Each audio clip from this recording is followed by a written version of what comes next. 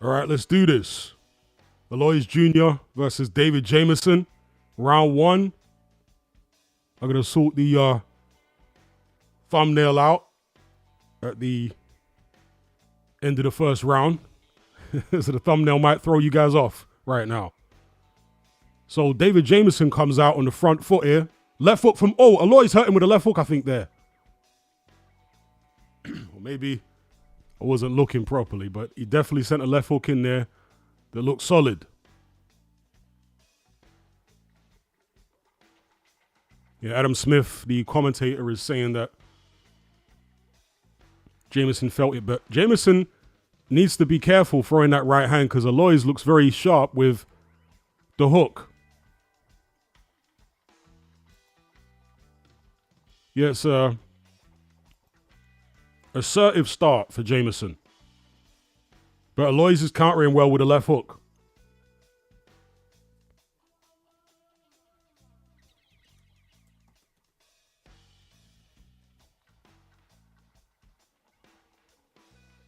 Ooh, Jameson going with a massive right hand over the top.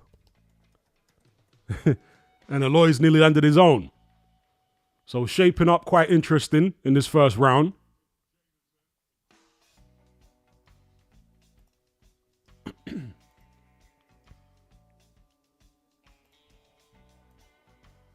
Yeah, I'm quite surprised to see Jameson so aggressive. I mean, he is normally an assertive fighter, but Aloys even more so. But Aloys is actually choosing to box a little bit here. Not like he's on the back foot necessarily, but, you know, he's willing to concede the pocket. There's a right hand from Aloys, which he attempts.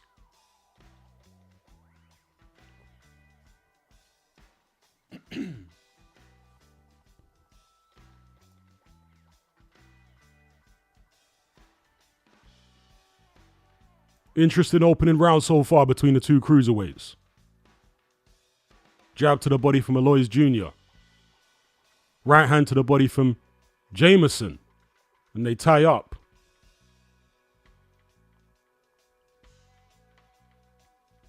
The styles seem to be gelling fairly well so far. That's a nice left hand to the body from Aloys Jr. Follows it up with a right to the head.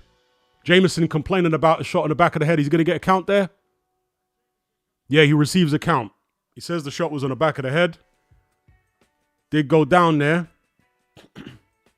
But complains about a rabbit punch. So a 10-8 round for Aloys Jr. with the count. Comes in with a big left and a right, which Jameson easily evades. All right, that's the end of round one. It's a bit sus, not in the rainbow kind of way.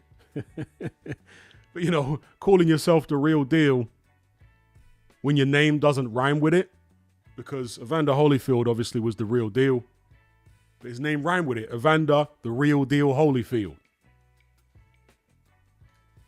David Jameson also calling himself the real deal. All right, let me just get situated here, because this is very impromptu.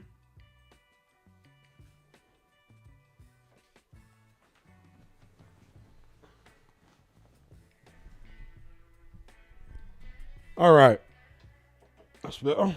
There's a nice left hand to the body from Aloys Jr. Right hand to the body. He's very poised so far. And there's the shot. Let's have a look at it again. I mean, it was maybe behind the ear rather than fully on the back of the head. Anyway, this is round two. Bell's just gone.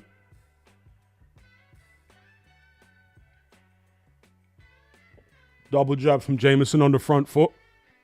Right hand to the body. It seems like only a matter of time till Jameson gets caught with a big left hook. Left hand to the body there from Aloys. Jameson needs to, like, stutter the right hand. Draw the left hook first from Aloys. And then counter with his right. He needs to trigger it because, nice right hand from Aloys Jr.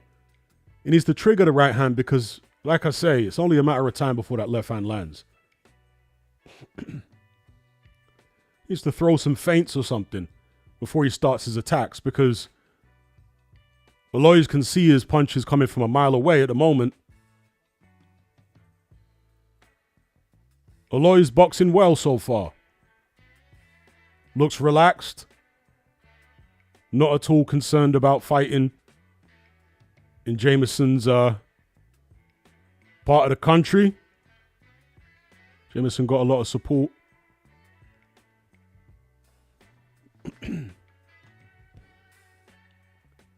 Shout out to anyone who's locked in. Very impromptu stream. Oh, Jameson goes down again. Looks like Jameson's fans are going to be disappointed here. Down for a second time. He was down in the first, down in the second now. Let's see if Aloys can put him away. Left hook from Aloys.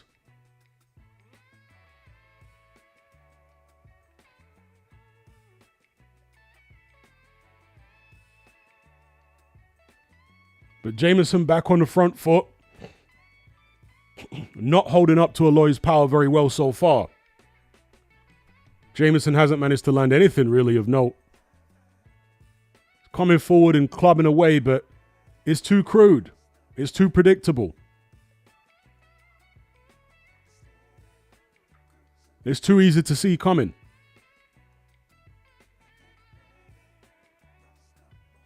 Left hook again from Aloys. Very sharp with that shot. Right hand goes in.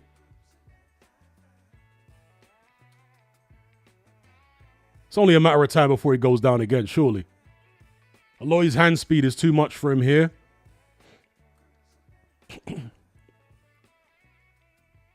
Yeah, Aloys actually showing more lateral movement than I've seen from him in the past. Moving his feet, he's willing to concede the pocket and counter what Jameson is throwing. There's the end of round 2. Another 10-8 for Aloys Jr.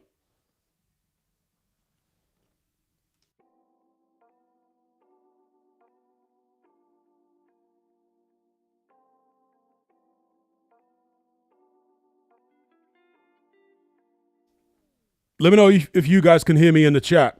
I know there's not a lot of people watching at the moment, but if you can hear me, just let me know. Wiggly says, anyone know the bout order? I think it's... I can't remember the fight after this one, but there's a fight between this one and the Itauma fight. All right, loud and clear, all good. So after this fight, there's another fight between fighters I can't remember. That was a nice uppercut there from Aloys. I'm looking at the slow-mo replay. And then it's Itauma. So Itauma is 2 fights away from this one, and then there's another fight in between, I think, and then there's the main event. Anyway, here we go. Jameson finally lands a glancing right hand to Aloys Jr.'s head there at the start of the third.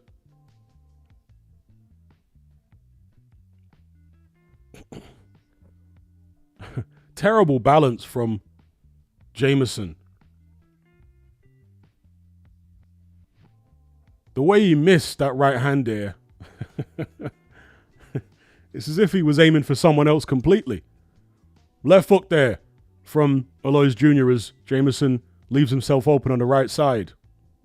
And he's looking for that shot.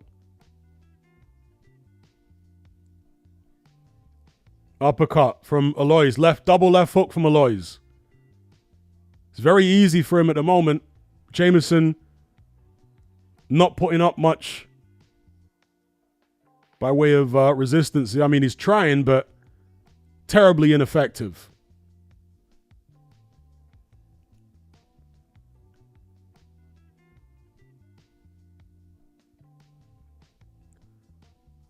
You know, since Jameson is by far the slower man, like I say, he needs to draw Aloys Jr.'s punches, which is actually what Aloys is doing to him.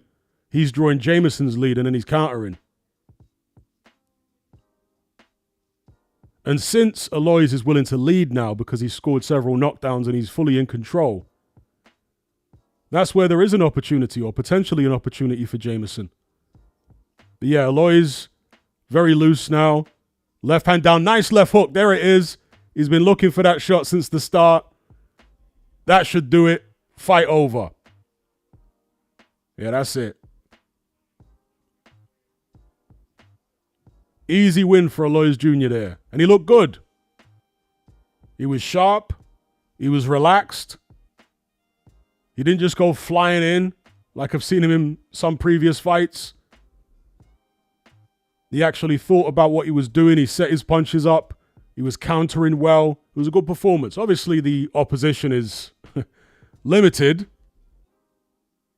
But you can only beat what's put in front of you, and Aloys Jr. did a good job there. Good performance. Look sharp.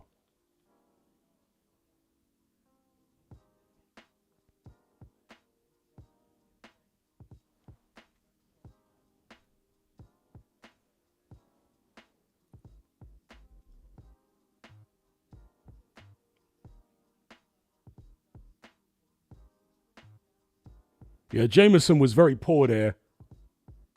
Not realizing that Aloys Jr. was looking for the left hand from the very first round. He kept loading up on that big left hook. And somehow Jameson kept making the very same mistake that would eventually lead to it landing. So certainly a lack of ring IQ.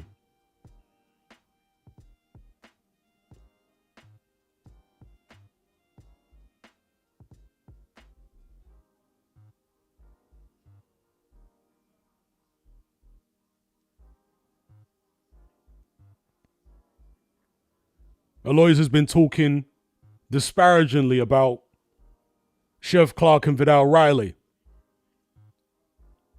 Thinks he beats them both easily. I might pick him over Chev Clark, but I wouldn't pick him over Vidal Riley. No way.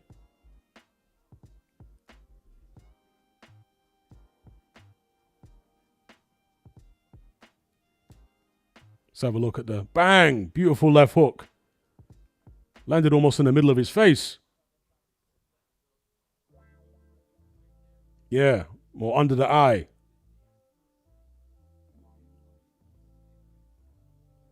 And that was a good fake there from Aloys Jr. because he looked down to draw Jameson's gaze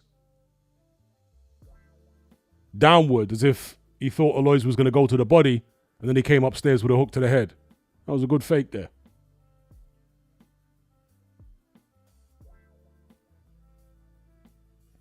Yes, Aloys Jr. has just fought. He just won by knockout.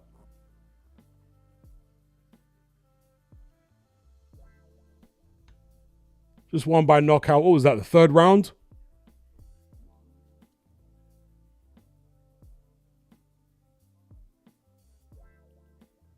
Yeah, he scored a knockdown in the first, a knockdown in the second, and then another knockdown in the third, and that was all she wrote. No, it's only on DAZN. TNT is no more. Frank Warren left TNT. He's now exclusively with DAZN, so it's not on TNT. It's the Frank Warren show.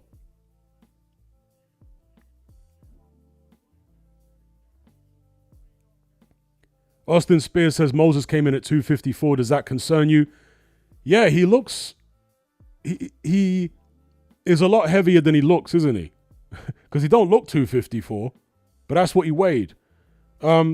Moses has actually weighed quite heavy several fights in the past. So I'm going to get his record up here. Let me see.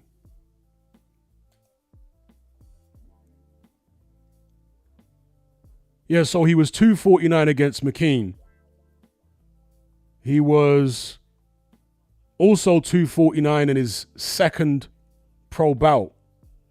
247. So his weight has fluctuated quite a bit. He's been as low as, let's see here. He's been as low as, I think, 236. That was his career lowest in 2023. His pro debut, he was 248. So yeah, Itauma is a lot heavier than he looks. Because you wouldn't think that he'd even weigh 248 pounds. You'd think he was 230 something. So for this fight, 254, it's 5 pounds heavier than he was against Dempsey McKean. We'll see how he looks at this weight. But physically, he looks okay. We'll see how he performs. He's obviously not in with much.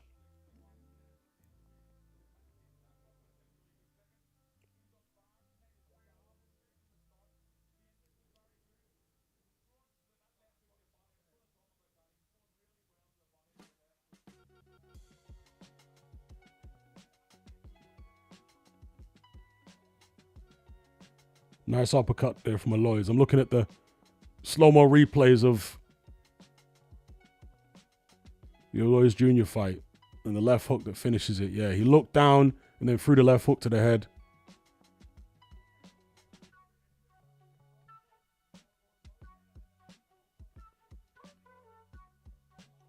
Cash says Itauma claims 6'4", but he's 6'2", right? Well, I've never seen him measured, but on BoxRec it says he's 6'2". But yeah, he claims he's 6'4", so I don't know. All I can tell you is he doesn't look as heavy as he is. It's a weird one. Maybe he's got dense bones or something.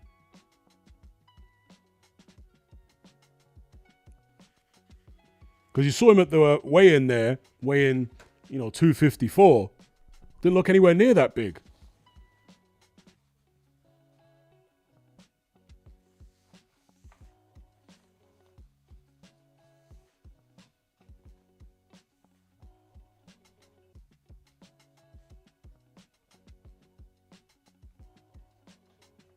$254 in English money is 18 stone 2.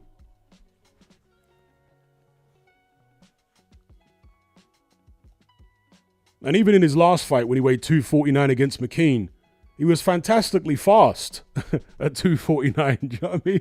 It's crazy. All right, so the next fight is Lynch versus Oliveira. I'm not sure I'm interested in this fight. Might sneak off and grab a bite to eat, to be fair.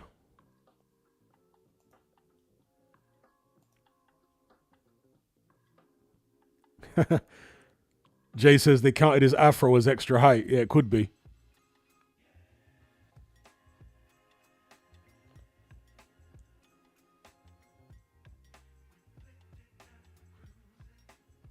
EA Wavy says, remember Joshua weighed in versus Takam, who was 255. He looked huge. Exactly. Exactly. You know what I mean? Like, AJ looks huge at that size, and he's taller than Itauma. Itauma just, maybe he's got heavy bones or big legs. I don't know. He doesn't look anywhere near as heavy as he actually is.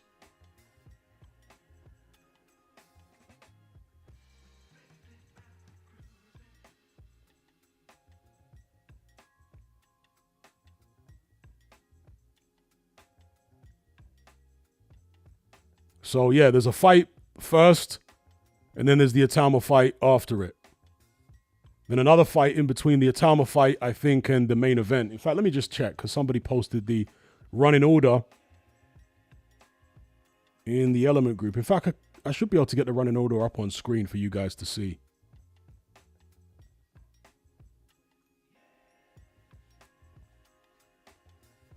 Let me just send it from my phone to my laptop so I can get it up on screen for you guys here.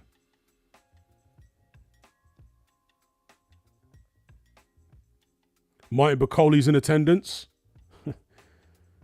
He looks even fatter than he did when he fought Efe Ajagba. So I don't think he's too worried about trying to lose weight by the looks of it.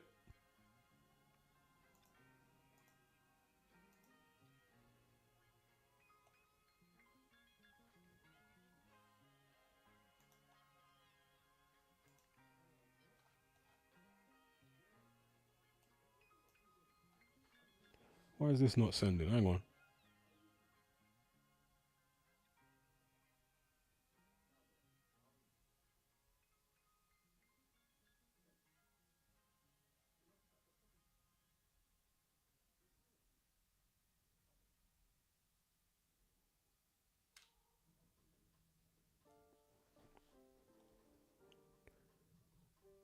All right, hold tight. My peeps in the chat. I'm just situating myself here. Iron Mike says has Aloys fought? Yeah, he just fought. He just won by knockout in the third. EA Wavy says he said he squats 220 kilos, benches 170, which is insane. Yeah, it is insane. I'd heard this before and I mentioned it to somebody in my Element group who is very much into weightlifting, and he didn't believe it. He was like, nah, there's no way he can lift that much. But maybe he's just that type of physical freak, you know? Benching 170 kilos is crazy. Especially for a kid that age. That is insane. I mean, not that boxing is a bench press competition, you know. The guy who can bench the most is very rarely the best fighter. But it gives some indication about what kind of athlete he is and physical specimen he is, you know? It's crazy.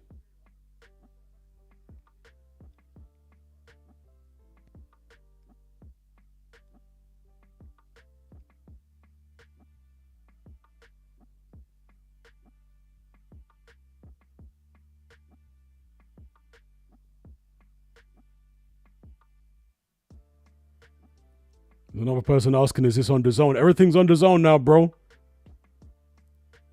As far as UK boxing, there is only DAZN. There's nothing else. All the other, well, my bad. There's actually Sky as well. Excuse me.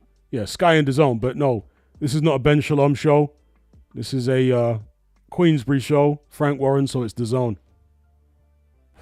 Nearly forgot that Ben Shalom existed for a second.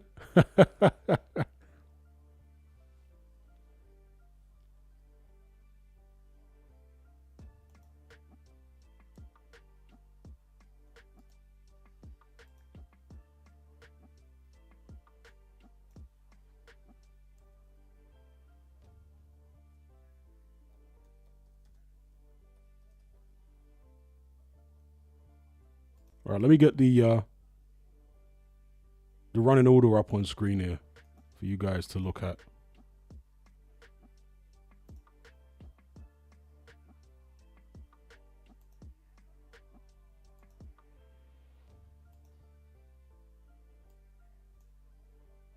Okay, why is that not showing up? Hang on. There we go. That's the running order. You can see it on screen there. So Aloys has just fought and won. Then there's Lynch versus De Oliveira. Then there's Itauma Balogun. Then Collins McGregor.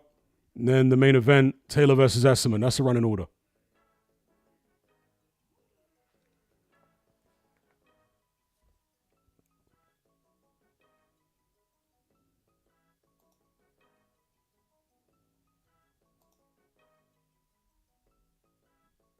All right, peeps, not particularly interested in this fight, so I will go just grab a quick bite to eat and put my mic on mute. So hold tight. I'll be back in about 10. All right? Certainly be back in time for the Itauma fight. So hold tight. Big up everyone in the chat.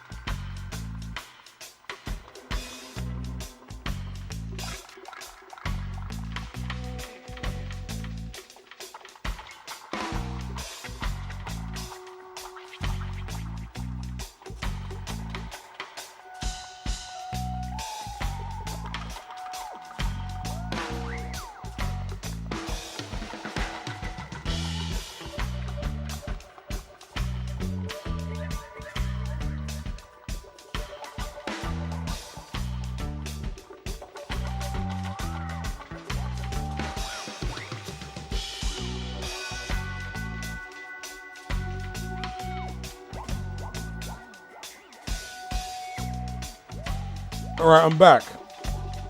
Why the hell did they put that fight on after the Aloys fight? It's a guy making his pro debut. I don't get it.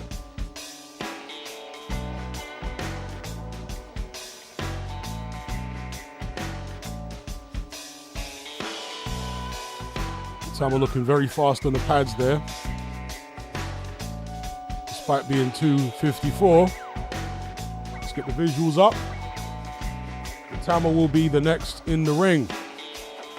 Shout out to everyone who's joined the stream in the live chat there.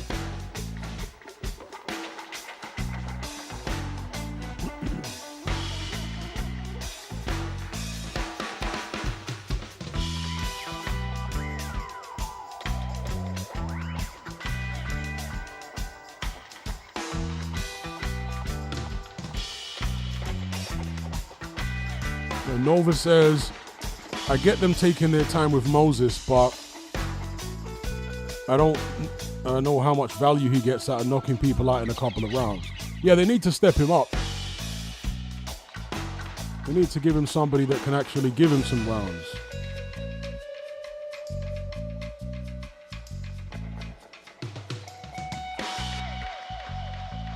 Yeah, I don't think Miller's at the stage of the career that Itauma's at.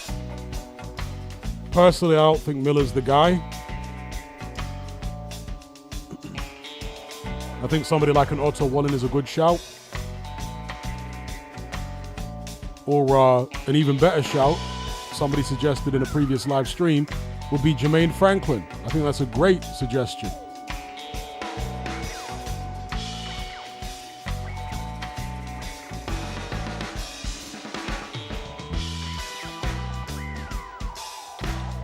Oh, my bad. Let me turn the music down. Excuse me.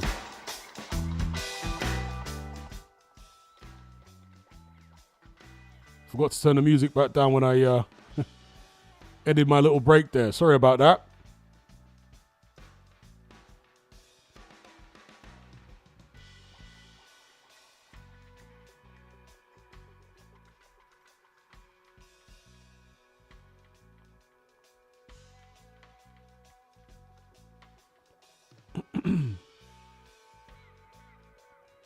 Somebody suggesting Charles Martin. Yeah, they were looking to fight Charles Martin. I don't know what happened with that one. Because there were apparently talks.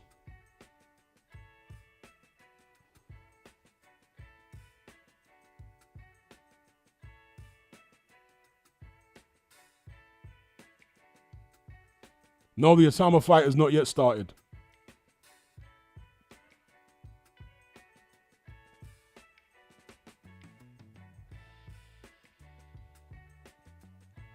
So I would say somebody like Wallin, Franklin. For me, Franklin would be my number one choice for Itauma's step up. Because Franklin has shown that he's durable. He can look after himself. Takes a good shot. He showed that against AJ and Dylan White. Never been down as far as I'm aware. Never been stopped. So I'd say put Itauma in there against him.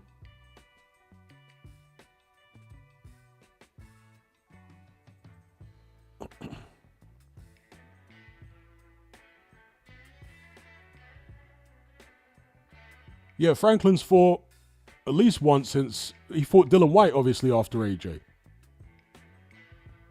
So he fought AJ first, and then he fought Dylan White. And he's fought maybe a couple times since then. And won.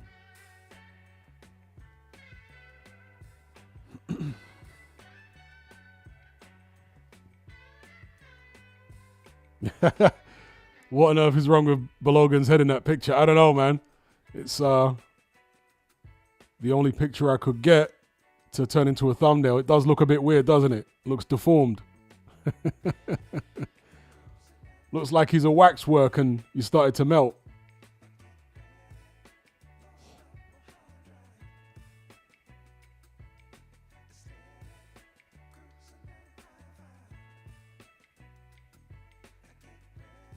Joe Williams says he fought Dylan first. No, he fought... I swear he fought Anthony Joshua first. And then he fought Dylan White.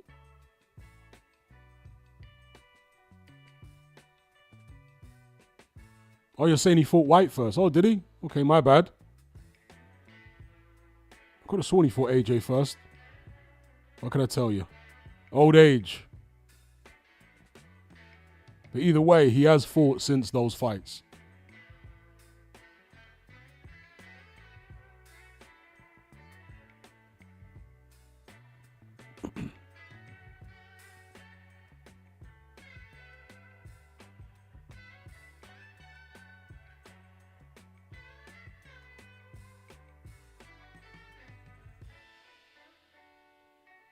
Yeah, looking at Jermaine Franklin's record now, he's fought twice since the AJ fight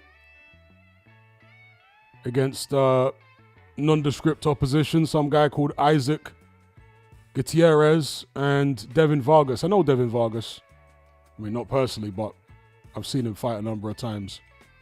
Circuit journeyman from the US. And that was a year ago. So maybe he's having issues with Dimitri Salita as well, because Salita is his promoter. In fact, I seem to remember him having some issues with Salita in the run-up to the AJ fight. So perhaps that's why he's been inactive for the past year.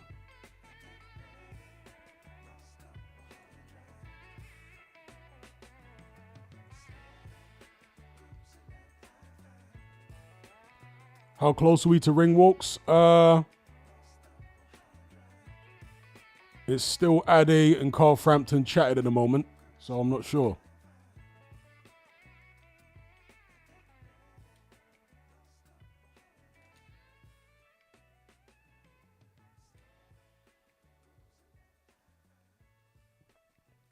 Nova says it's mad to think Moses is only 20, could have nearly 20 years as a pro if he chose to. Well, actually, we were having a discussion in the Element group. Was it yesterday or today? I forget now. It all blends into one. And generally in boxing, the earlier you start, the earlier you finish. So if you turn pro really young, you're going to tend to peak quite early. So, for example, Mike Tyson peaked. Yeah, they've got Itauma's height up there as 6'2.5". So, DAZN are not going with the 6'4" claim. But anyway, Mike Tyson peaked when he was about 22. 22, 23 is when Mike Tyson peaked. Wilfred Benitez, who became world champion at 17, he peaked very, very young. Muhammad Ali really peaked when he was in his mid-20s, early mid-20s. So the earlier you start, the earlier you're going to be finished, really, because it's miles on the clock, innit?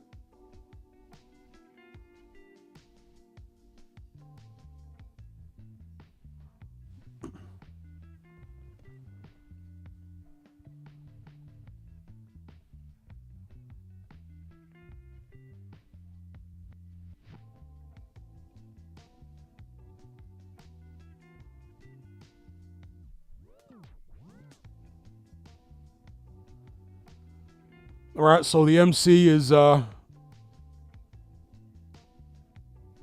commemorating somebody who's passed away, but I guess he's going to start announcing the ring walks in a second for Itauma and Balogun.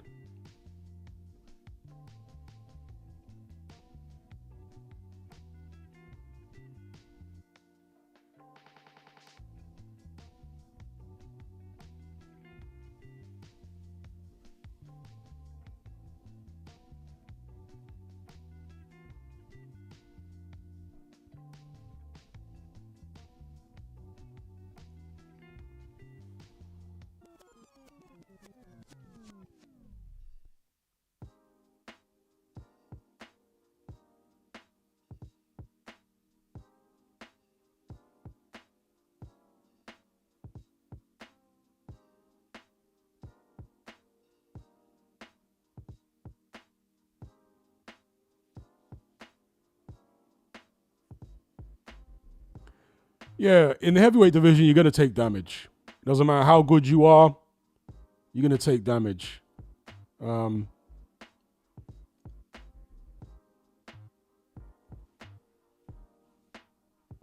And these young fighters, you know, fighters who turn pro very young and blaze a trail through the division, like I say, they tend to peak early and then fade.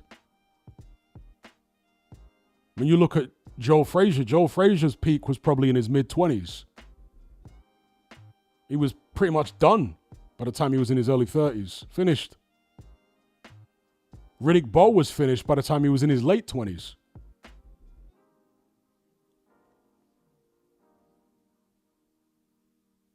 So Balogun's coming to the ring now for those who ain't watching yet. If you want an update as to where we are, Balogun's coming to the ring now. Former NFL player.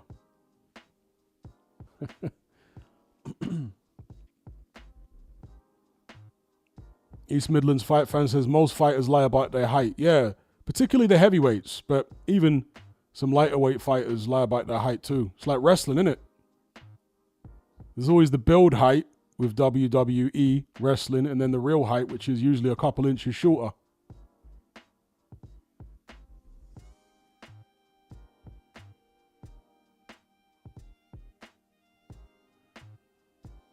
All right, Thomas Trabb has just announced the Itauma. He's about to come to the ring. All 254 pounds of him.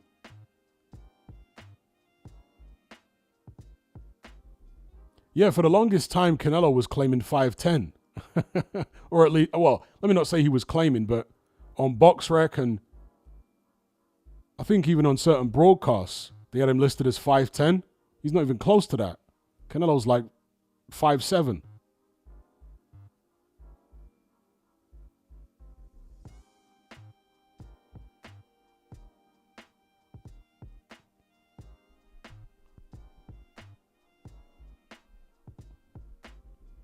All right. Interesting ring walk music here from Itauma.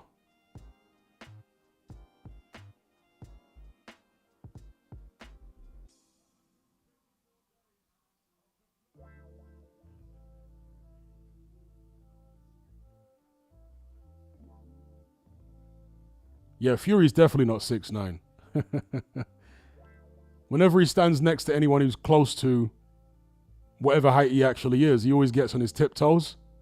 Like he wants to preserve the myth that he's 6'9" by getting on his tiptoes. There's pictures of him next to Magic Johnson, who's a legit 6'9", and Fury is clearly shorter. I mean, he even looks shorter than David Price, and David Price is only 6'8".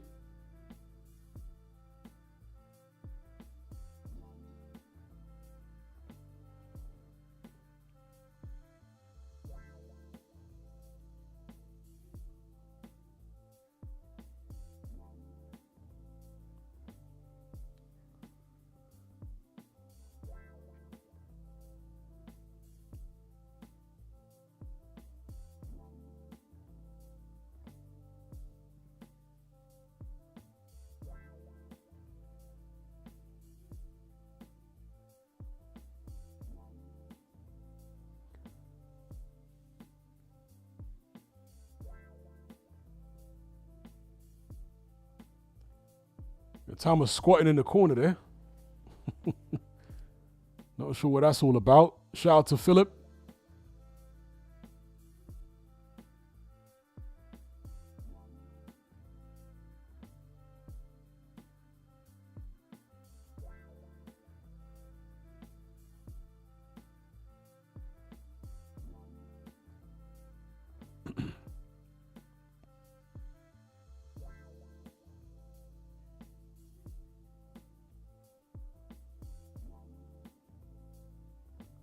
Let's see if this fight even goes around.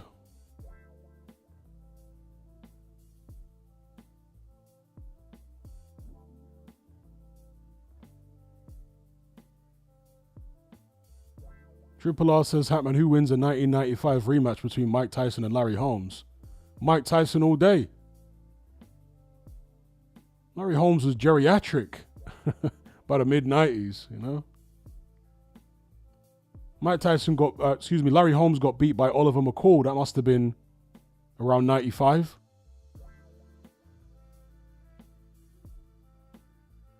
Because Oliver McCall beat Lennox Lewis in 93 or 94. And I think it was McCall's first defense against Larry Holmes, and he bashed him up. Went the distance, but he bashed him up. So if Oliver McCall was bashing up Larry Holmes in 95, then the Mike Tyson in 95 definitely, in my opinion, would bash him up.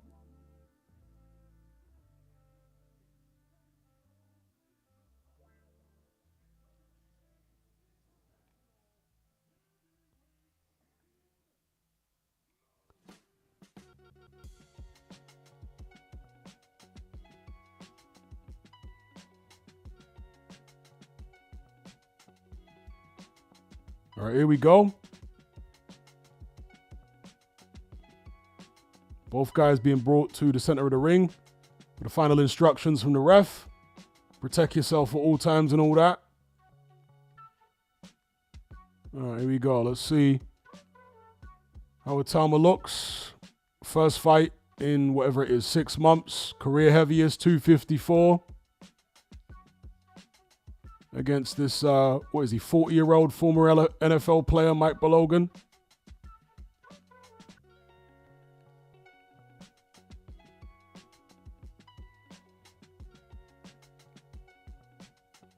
So, 2 southpaws.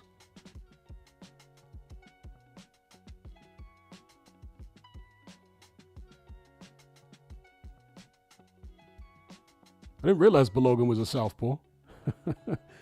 Very awkward style from Balogun, but he does look to have quite long arms. He's noticeably shorter than Itauma here, but yeah, quite long arms. In fact, his arms look longer than Itauma's. Itauma jab into the body. That's a nice double jab there from Balogun.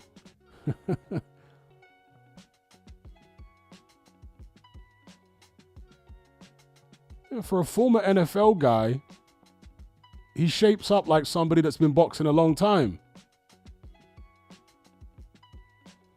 Maybe he was boxing from a young age, but, had the NFL career in between. I don't know.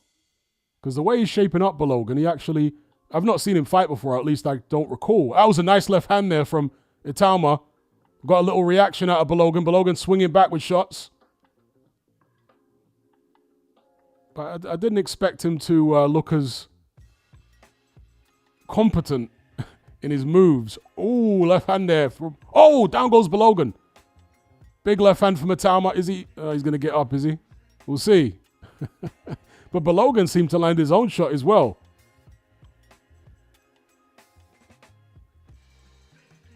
Balogun swings heavy when he's being swung on. So he can be dangerous to see there. There's a nice jab from Itauma. Balogun swinging. Whoa. He's coming. He's going for it. Fair play.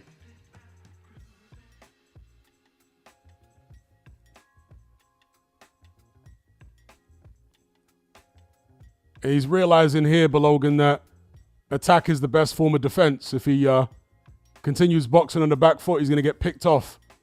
So he's decided to be a bit more aggressive there.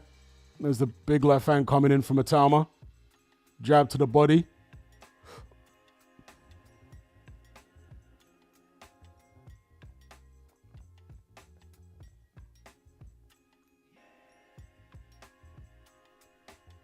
Itauma just dabbing his nose there. Has he got a nosebleed? Did Balogun catch him with something? Itauma just jabbing the body.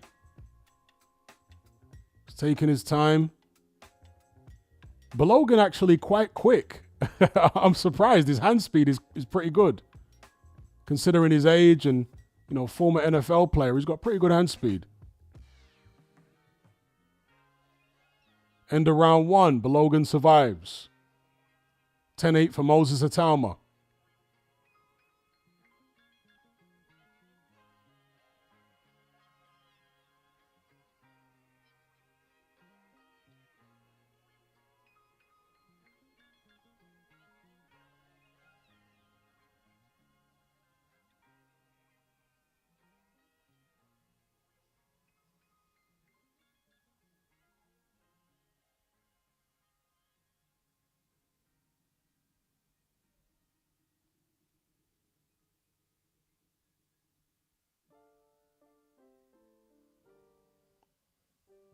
Let's have a look at a replay of the knockdown. Left hand around the ear. It seemed to catch him. Almost, it's like Itauma caught him on the inside, with the inside of the glove. Not even with the knuckle. Yeah, caught him with the inside of the glove on the ear. But there was enough force on it to drop Balogun to the canvas. Here we go, round 2.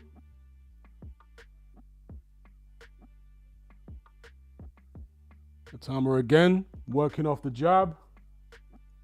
Oh, right hook. Down goes Balogun. Will he get up this time? And the thing is, he punches with Itauma and he nearly lands his own shot. He's quite close with landing his own shots there, Balogun, but Itauma's just that bit faster. Oh, Balogun going for it.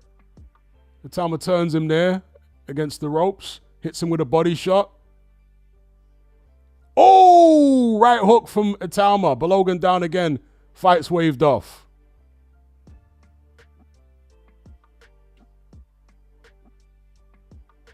Fight's over. Fair play to Balogun for actually giving it a go. Because he did try a swing. He did actually try a swing with mean intentions, but Itauma that much faster, more accurate, and more powerful.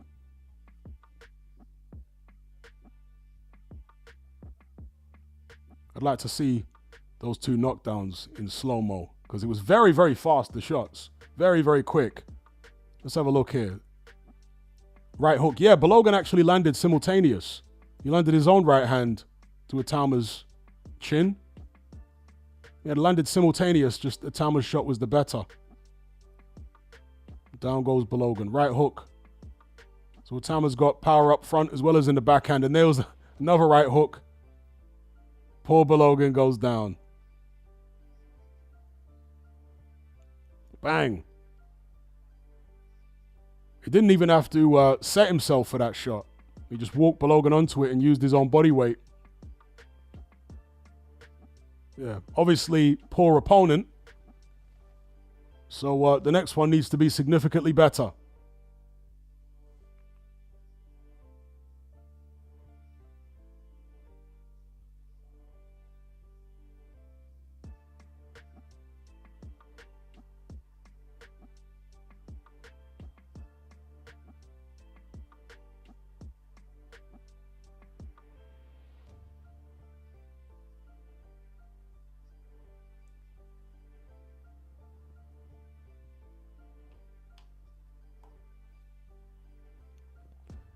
Yeah, the zone commentators are talking about Itauma's demeanor.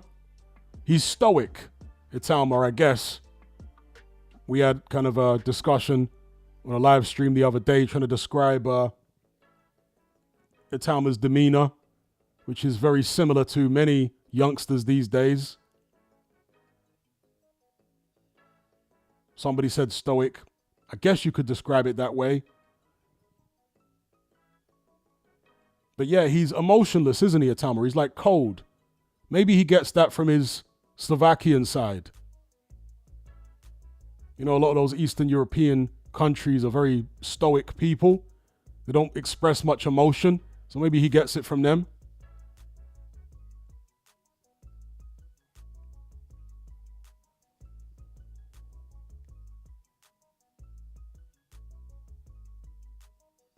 And Bakoli's ringside.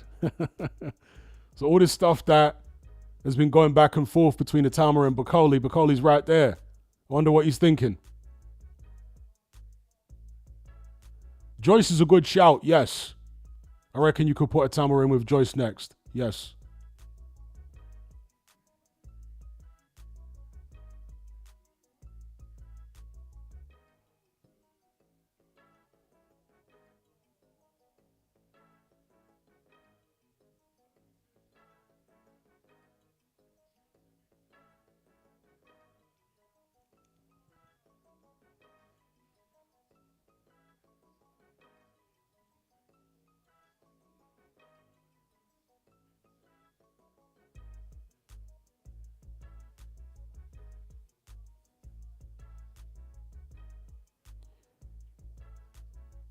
Yeah, it's going to be difficult to get any names in with Itauma right now because Itauma isn't yet a massive ticket seller. So getting the big names in with him is going to be difficult. Because what's in it for them, you know? They're going to need a monumental pay. They're going to want a monumental payday.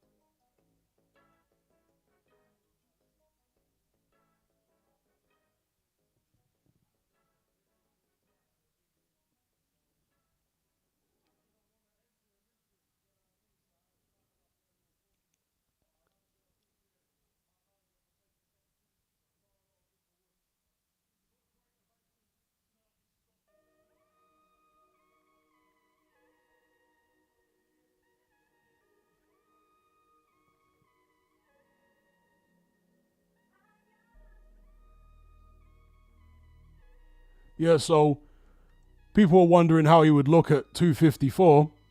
He looked fine, didn't he? Speed was there. Wasn't sluggish at all.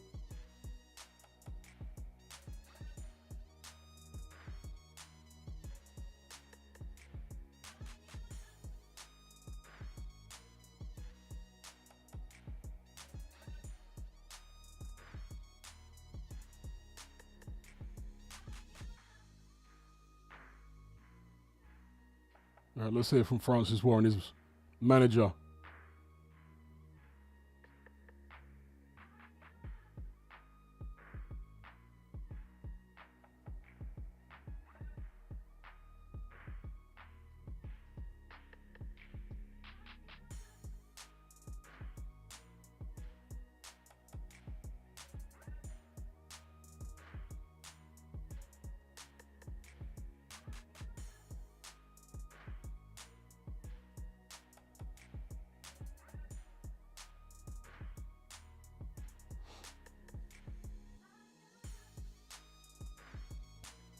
Joel says, does he look better than a young AJ? Yes.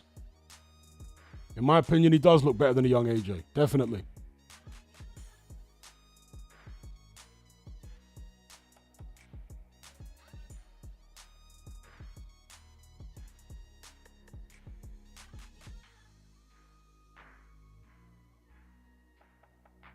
Declan says, Bacoli says Itauma has no chin. What's this based on? I've got no idea. Bacoli would have to tell us. His brother Carol doesn't have much of a chin.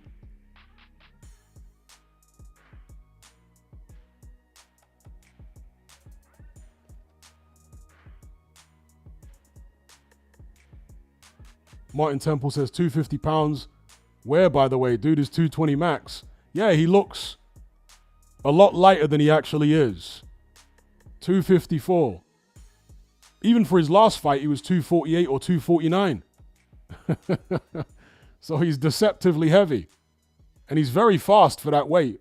You know, very, very fast for 254 pounds.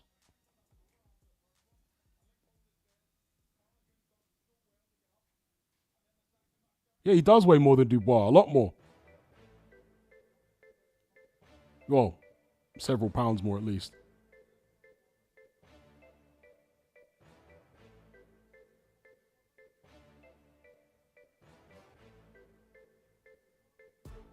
But I do think he should be a little bit lighter than that. He was carrying a little flesh around the midriff there.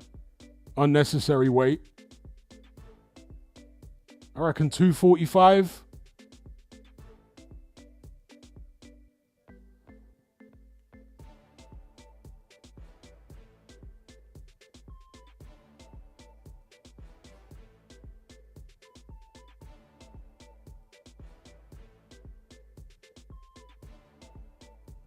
Jimbo Jones says Aloys Jr. dropped Moses in the amateurs. Is that right? I know Itauma won the fight. I never heard that he was dropped in that fight. Moses at the time was 14 and Aloys was 16.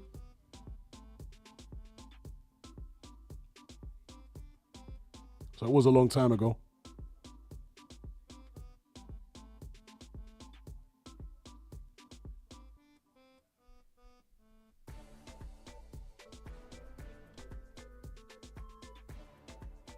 So they're saying that they're going to get Itauma out in July. So that's a pretty quick turnaround.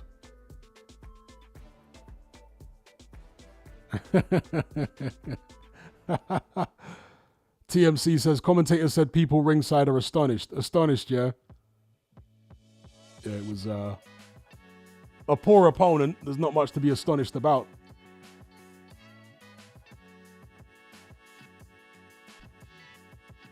KO Boxing Vibe says, what do you think about Aloys versus Itauma? Aloys is not going to fight Itauma. I'd like to see the fight, but yeah, Aloys is not going to fight. That's never going to happen. Anytime soon, anyway. Not going to happen.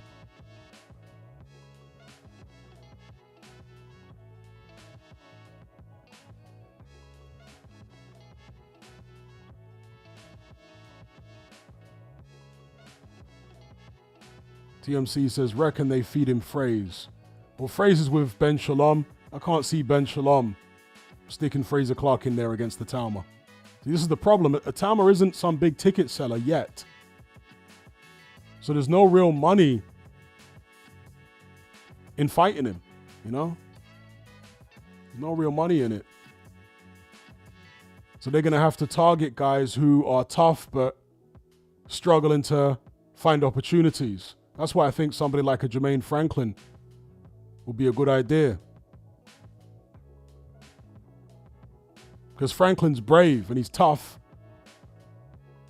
Never been down, never been stopped. So someone like him may well be interested.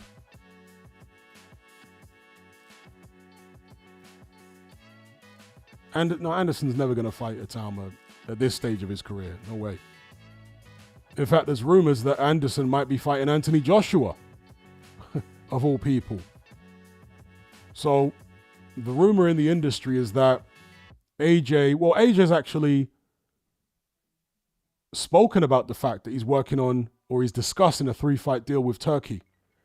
But the fights are supposedly Dylan White, and if he gets past that, Jared Anderson, and if he gets past Anderson, Tyson Fury. In that order.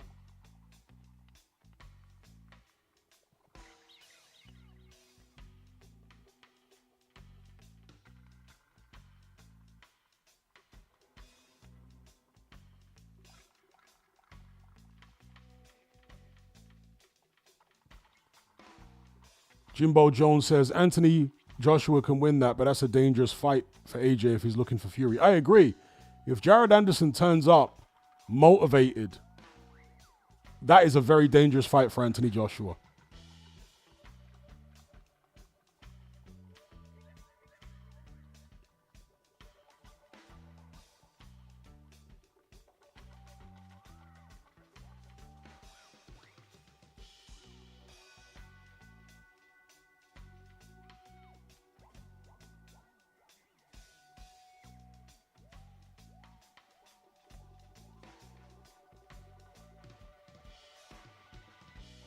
Would TKV take the Itauma fight? I think there's more chance of TKV taking it than Aloys taking it, but I still doubt it. And I say that because TKV, I don't think has as much of a profile as David Aloys.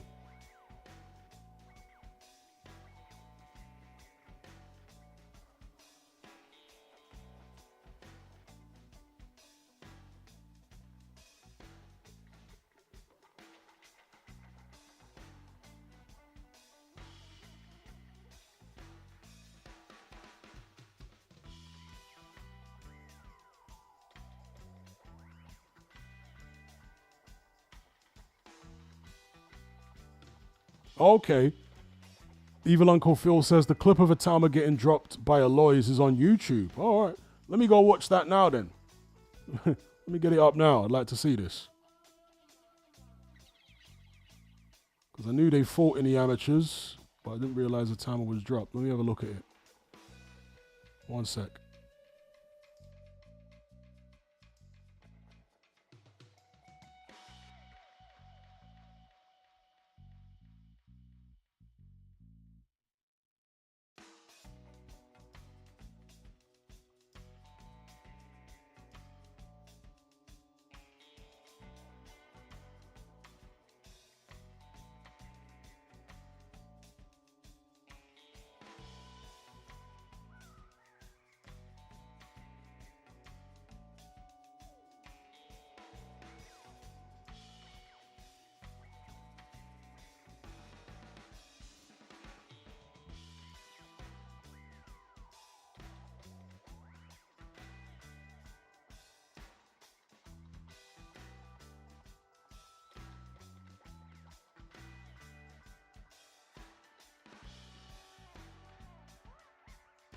All right, I'm watching the Itauma Aloys fight now.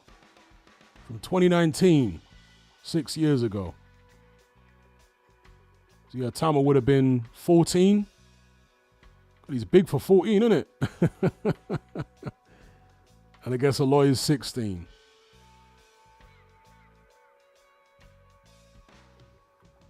Itauma very aggressive even then. The 14-year-old boy.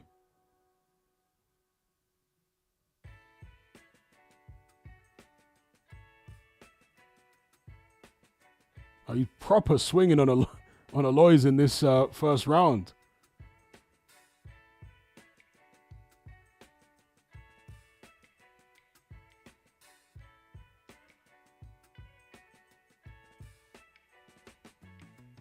Okay, getting a warning from the ref. So I'm guessing the Itauma just gets reckless and gets clipped at some point here.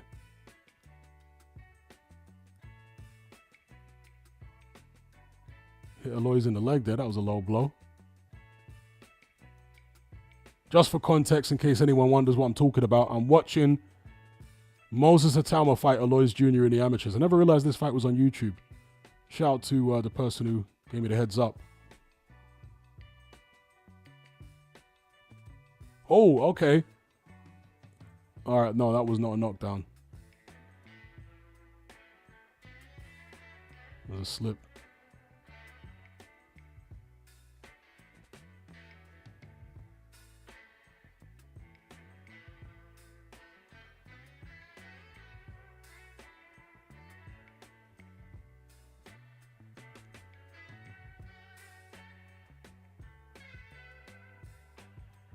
Yes, a very fiery scrap with Moses Itauma, the aggressor, against Aloys. Aloys actually slipping and sliding off the ropes. It's kind of unusual when you see the much taller guy as the aggressor and the shorter guy on the back foot boxing. Itauma got caught with a nice right hand there. And a warning from the ref. What's that about? Okay, I think Aloys' head guard got knocked loose.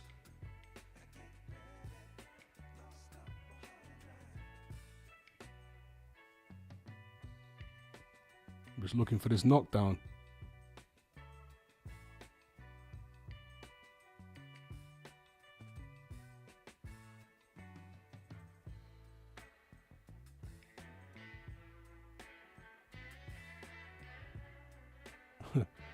Itauma swinging for the... Oh, good shots from Itauma there. Got Aloys up against the ropes. Wow, he was a handful at 14.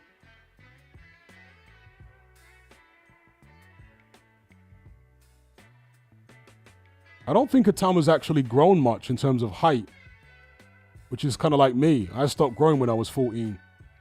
I'm not sure Itauma's actually grown at all in height since he was 14.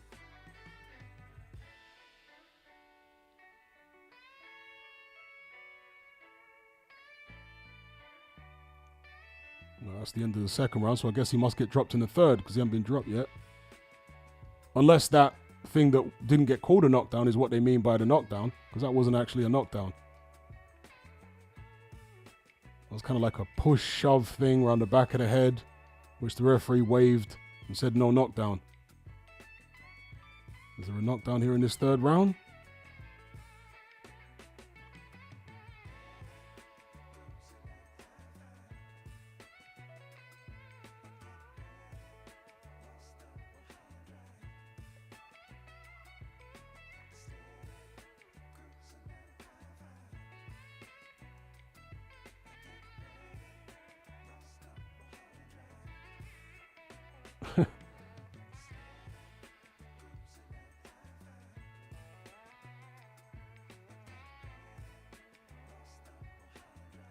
Yeah, it's been mostly Itauma watching this fight. He's pretty much, I want to say, dominated it against Aloys Jr. Aloys has landed a few decent shots here and there, but Itauma's crazy aggressive.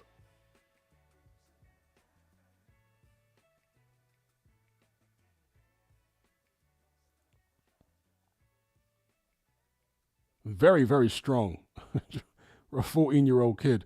Yeah, I didn't see any knockdown there. There was a point where Itauma tumbled to the canvas in the first round, but it was ruled no knockdown. So that's not really a knockdown. The referee said, no, that's a shove or whatever. Unless it's something I missed. I skipped through some of the rounds slightly, but only by a few seconds here or there.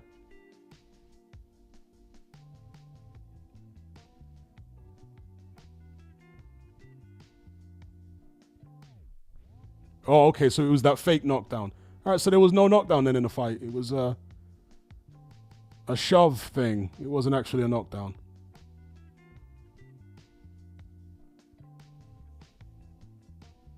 High Roll Protagonist says, Itauma seems to generate power from nowhere. Well, he's very nimble. That's all about balance, right? So he's able to set himself extremely quickly. He's on the balls of his feet, and he can transfer the power, the kinetic chain, very quickly from his feet all the way through his legs, hips, up to the fist. That's technique and balance and agility that allows you to do that. Yeah, he's got very fast hands, Itauma. Very, very fast hands, particularly for somebody of that weight. 254. Man's hand speed is crazy at 254.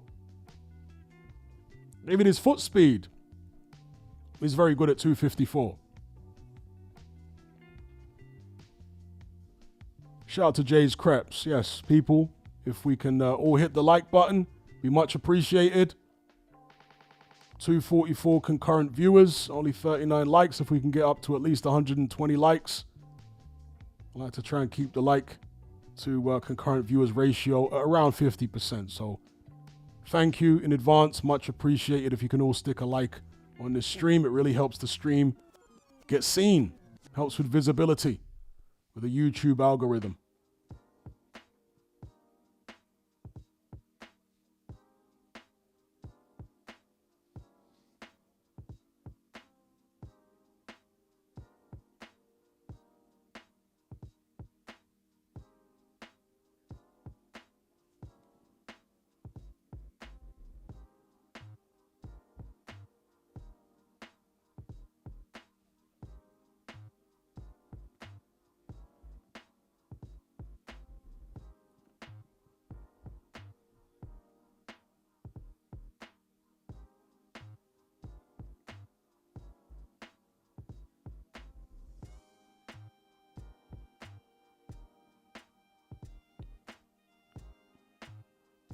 Seb says, I still think he will KO Bacoli. He might, but I just don't think that Frank Warren has any intention of putting him in with Bacoli next. I think that's all clout chasing from Frank Warren. I don't think he intends to do that at all.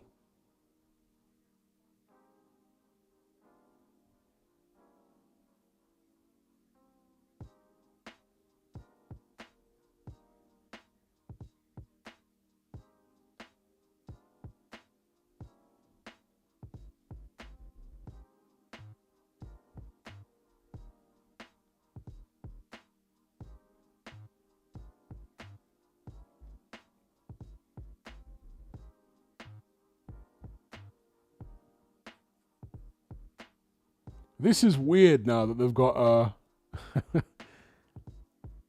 Frank Warren's other son, George, talking to Ade and Carl Frampton. I always thought George looked like a music artist from the 1980s, like someone out of Spandau Ballet or something. He's got that kind of face. A 1980s synth pop face.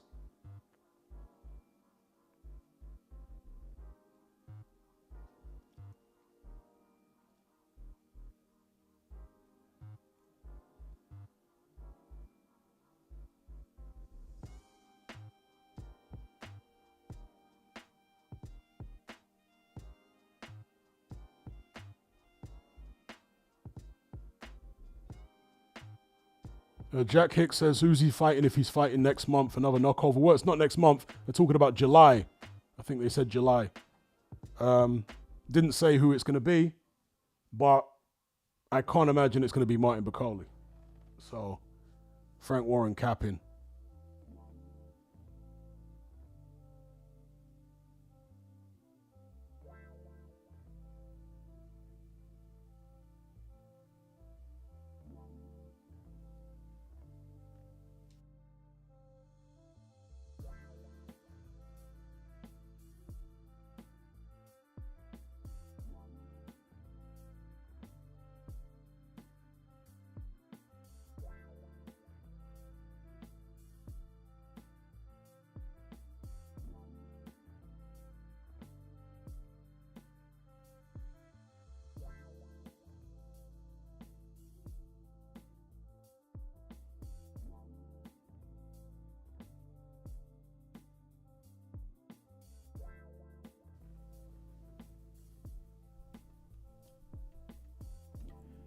Adrian says, why is this fight co-main and not Itauma? Well, I guess it's for some type of belt, right? More experienced fighters. I know what you mean, though. Itauma is somebody who is drawing more attention, I would say, more excitement.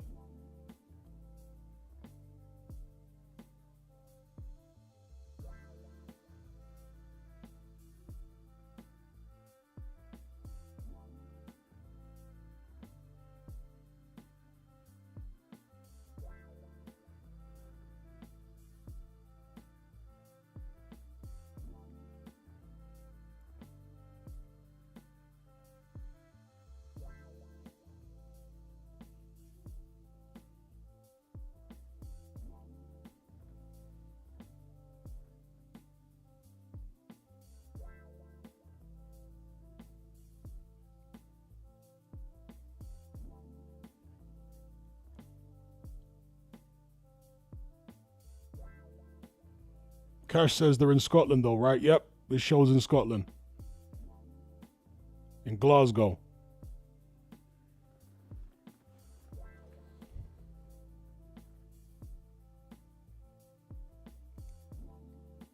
Gotta hope this fight ends early. I'm bored before it's even started.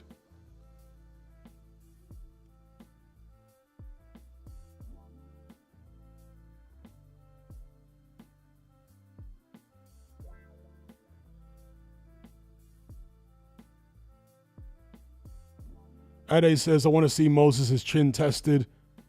If he can take a shot better than AJ, then I'd be happy.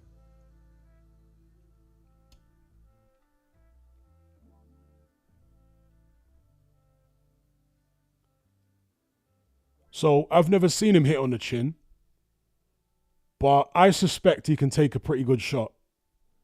And the reason I say that is because he's been sparring all these pros since he was a teenager. And they've been singing his praises in the gym. And he's been going in. When he was 14, sparring Lawrence Okolie, who can bang. Sparred Joe Joyce. Do you know what I mean? And all these like top fighters, world level fighters at the time, when he was still in school uniform. I find it difficult to believe he'd be doing all that. And also Daniel Dubois. He was sparring Dubois when he was 17. And Shane McGuigan, who was training Dubois. This is how I found out about Itauma, from Shane McGuigan. Because McGuigan did an interview where he was singing Itauma's praises. He said, watch out for this young kid. This is before Itauma had turned pro. He said, watch out for this young kid called Moses Itauma. He's incredible. He's an absolutely incredible talent. I've had him in the gym sparring Daniel Dubois, and he's in there at 17 going toe-to-toe with Dubois. He's just an unbelievable talent. If he was doing all that, right, if he had the confidence to go toe-to-toe with a puncher as destructive as Dubois, I struggle to think that he can't take a shot. Do you know what I mean? Because he would have got cracked on the chin by one of these pros that he's been sparring as a teenager. He would have got cracked, and that would have taken, if he didn't have a chin, it would have taken some of his aggression away. So I suspect he can take a shot. I'm not saying I think he's got an iron jaw, but I reckon he takes a shot better than AJ. That's what I suspect.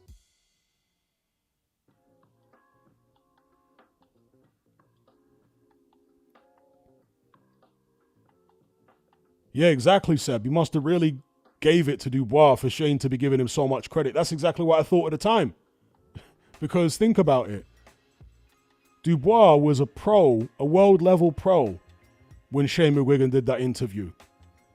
And he's basically saying that Dubois, a world title, a world level contender, was struggling, or he said Itauma held his own with Dubois in all their spars. And so that's kind of embarrassing, right? For a world top 10 heavyweight to be having problems in the gym with a 17-year-old. The fact that Shane McGuigan said that Itauma held his own and he was just singing his praises leads me to suspect that Itauma was actually getting the better of it. And yeah, we all have a go at Gareth A. Davis, but Gareth A. Davis is an insider and he has witnessed sparring between some of these fighters behind the scenes. There's a reason that Gareth A. Davis says that Itauma stops Daniel Dubois. That's what Gareth A. Davis has been saying.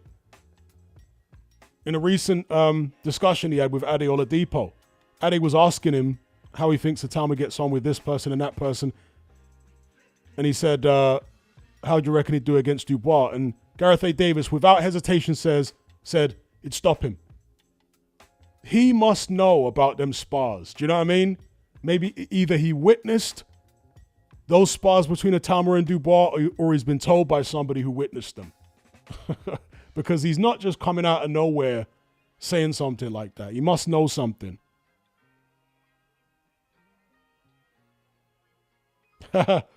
Rick says, even Billy Nelson hasn't claimed Bacoli has beaten him in sparring. Eh? There you go.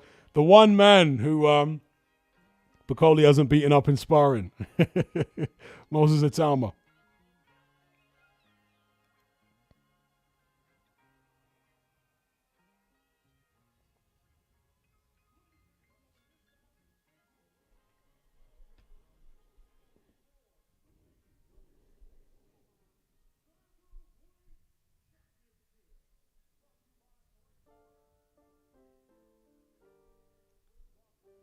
Jimbo Jones says, the only thing I've heard is a certain British cruiserweight gave Itauma work in the gym. I'm not going to say who it is, but that was the only fighter I've heard sparred Itauma and wasn't impressed. Tell us who it is. Why are you teasing us like that? Go the whole hog. Tell us. Was it Pat Brown?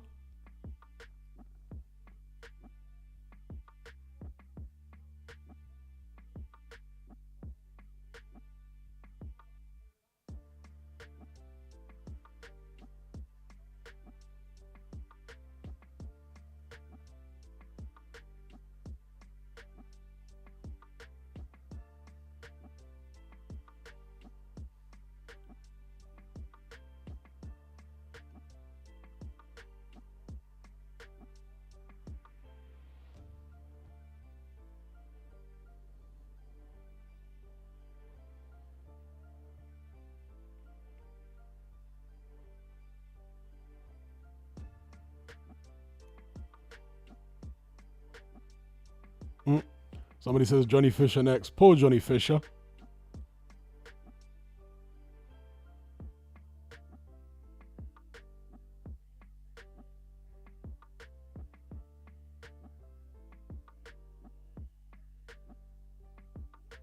Yeah, it's quite disturbing, and I said so at the time, that people were suggesting that Johnny Fisher and Itauma fight each other.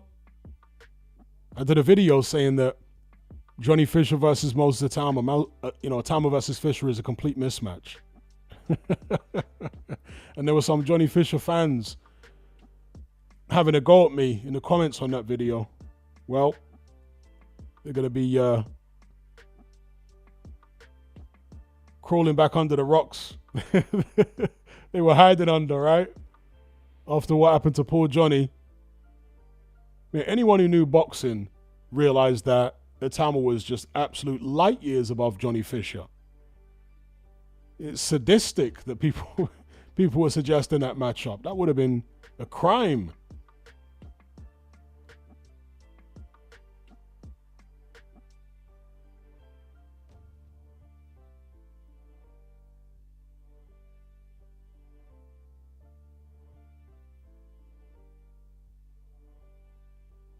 Ade says, Moses said he's not always won spars. That's where you learn and dig deeper in training. Of course, there's no fighter in history probably that's ever won all their spars. You're going to lose some spars. It happens. Especially when you're the fighter who's preparing for a fight and you've got several sparring partners. So let's say you've got 4 sparring partners per session. Each guy only does 4 rounds, right? Or 3 rounds, excuse me. Each guy does 3 rounds with you. And so by the time you get to the 10th round, you're knackered and you got a sparring partner getting in fresh. In situations like that, somebody can definitely get the better of you. Jimbo Jones says Jordan Thompson allegedly wasn't really impressed by Itauma. Okay, Jordan Thompson.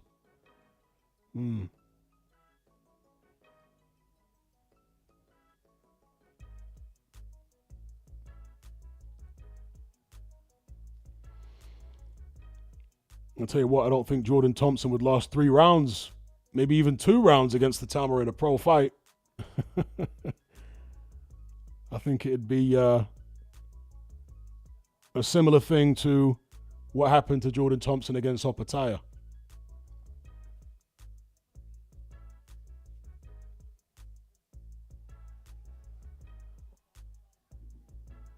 I mean, I'm not saying that I think that the story is made up. You know, weird stuff happens in sparring. People do get beat up, dropped, etc. by fighters who are way below their level. It happens.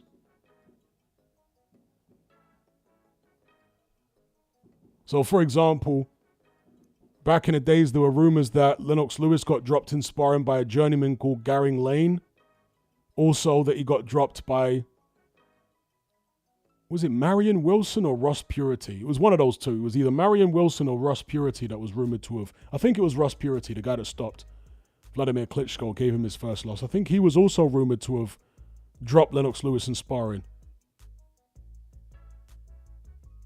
And one of the weirder rumors was that Frazer Kendo dropped Vitaly Klitschko in sparring. Not even Vladimir, Vitaly, the one with a good chin. Yeah, there was a rumor which, interestingly, Vitaly never denied that he got dropped by Frazer Kendo. So weird stuff can happen in sparring, you know, especially with heavyweights.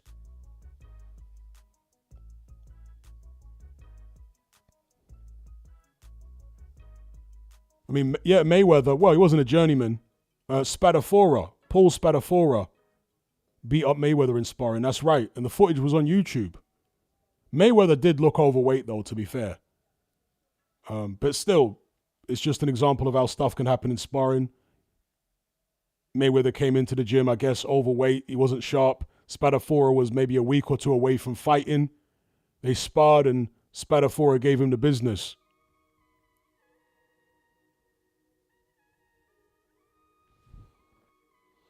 But then there was another spar when Mayweather was in shape, and Mayweather very much dominated that other spar when he was in shape. But, yeah.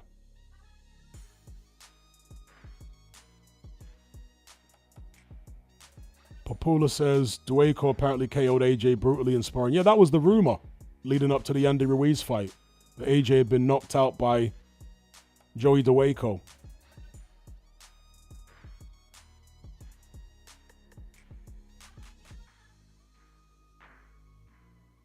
Boxing fan says, what has happened to Michael Hunter? Is he retired? No, he's not retired. He's fighting Kubrat Pulev. There's supposed to be a purse bid for that fight coming up.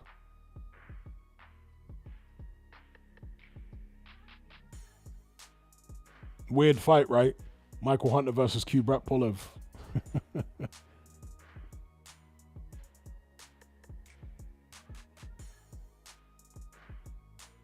I think everybody's meant to have KO'd AJ in sparring. Lawrence Okolie is meant to have dropped him. Daniel Dubois dropped him in sparring. David Price knocked him out in sparring. Joey DeWayco dropped him in sparring. Loads of people have dropped AJ in sparring. Somebody says Dave Allen dropped him in sparring. I'd never heard that one myself. I'm not saying it's not true. I just never heard it before. But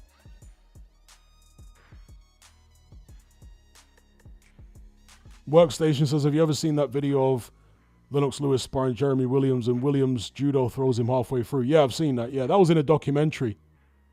They didn't get along, and Williams was actually kicked out of the camp over that.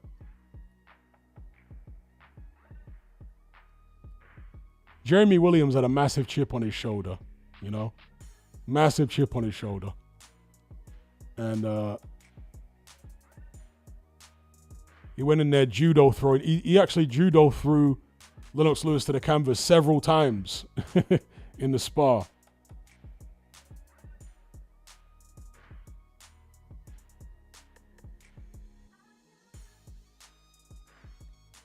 EA says, Mike Tyson got dropped in sparring by Oliver McCall. No, yeah, he got dropped by McCall. He also got dropped in sparring by Greg Page. And the Greg Page knockdown is on YouTube. That was in the run-up to the Buster Douglas fight. He got dropped by Greg Page. It was a short right hand.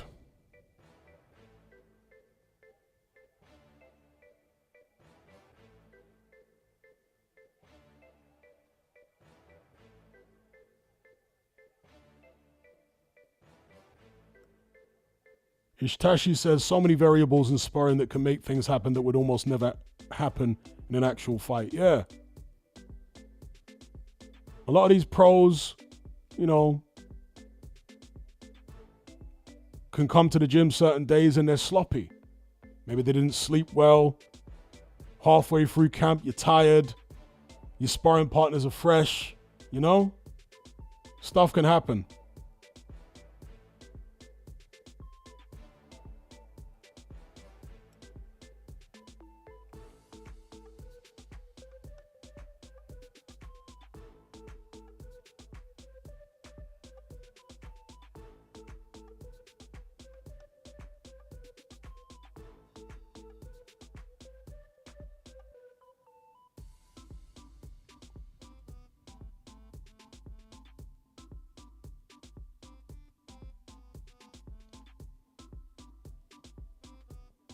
Yeah, that's right, Seb. Dave Allen said himself he wants nothing to do with Itauma. Yeah, he did say that.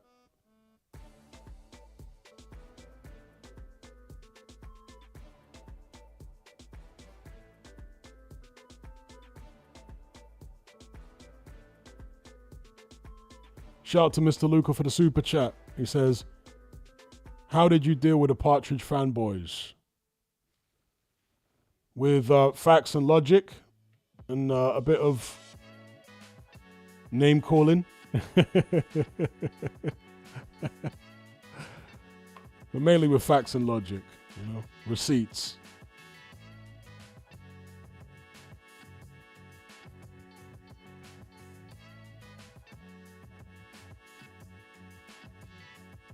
Encircled says Partridge fans have been quiet lately. Yeah, they have.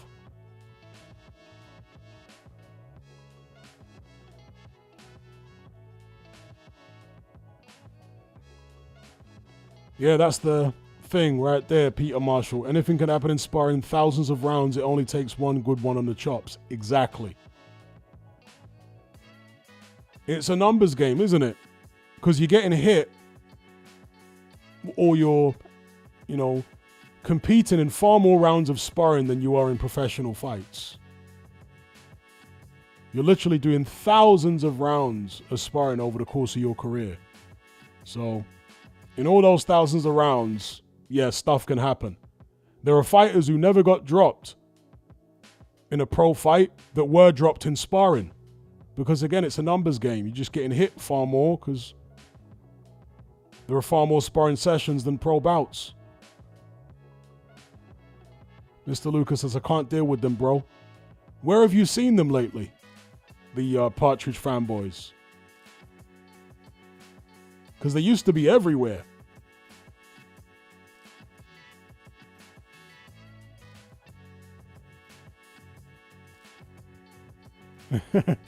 Adrian says, did you see Partridge saying he's retired and isn't coming back once again? I would genuinely be shocked if he was telling the truth. He's definitely coming back. He's just biding his time. He wants all these guys to beat each other up. It's exactly what I've been saying in my recent videos.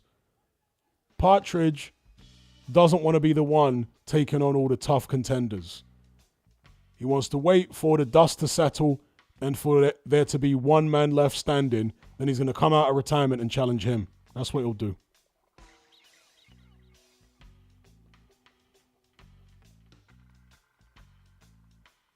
Partridge thinks he's slick. He thinks he's clever.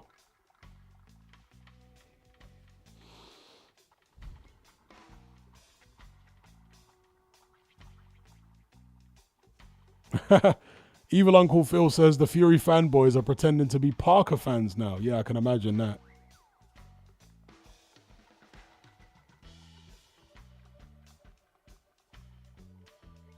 Bob says Luke couldn't handle losing to AJ. Yeah, I think that's why he's not talking about him. It's really a shocker because AJ is shot to bits. So for Partridge not to be coming out of retirement to fight AJ, it's like, dear, oh dear, oh dear. Exactly, there you go. Jimbo Jones described it best. Avoiding the ghost of Anthony Joshua is nasty work. It's crazy work. Avoiding the corpse of Anthony Joshua, like, come on. And I'd pick Fury to win as well.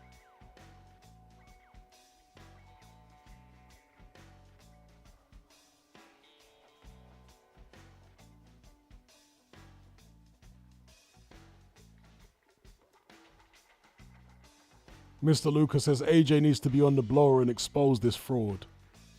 Yeah, but AJ is a terrible orator, isn't he? He's a terrible speaker.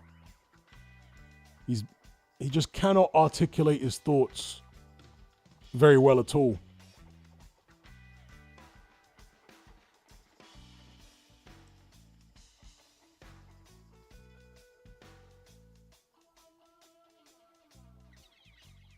Cash says, is AJ shot to bits or did everything go wrong on that night? Well, the fact that everything went wrong on that night, to me, suggests he's shot to bits. Because he was the more experienced guy. You know, he had momentum behind him. Yet he was less confident than Dubois. That's crazy. How's the veteran who's been there, seen it, done it, going to be less confident than the young upstart? It was a shocker. And then he made every mistake in the book over and over again in that fight. And if he wasn't shot to bits before that fight, he's surely going to be shot to bits after that knockout. Because look at how long it took him to get over his previous defeats. And that was by far the most conclusive defeat of his career, the most devastating.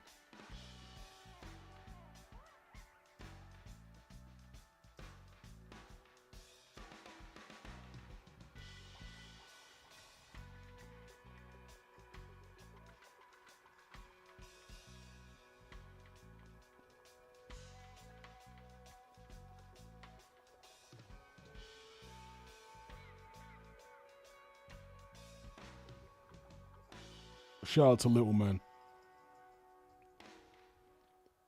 Oh, Lee McGregor's down. Okay.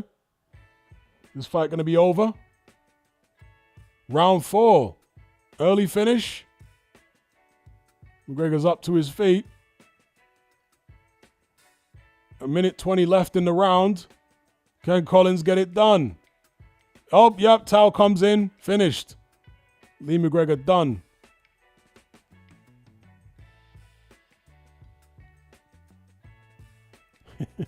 Didn't even bother to do commentary for this fight.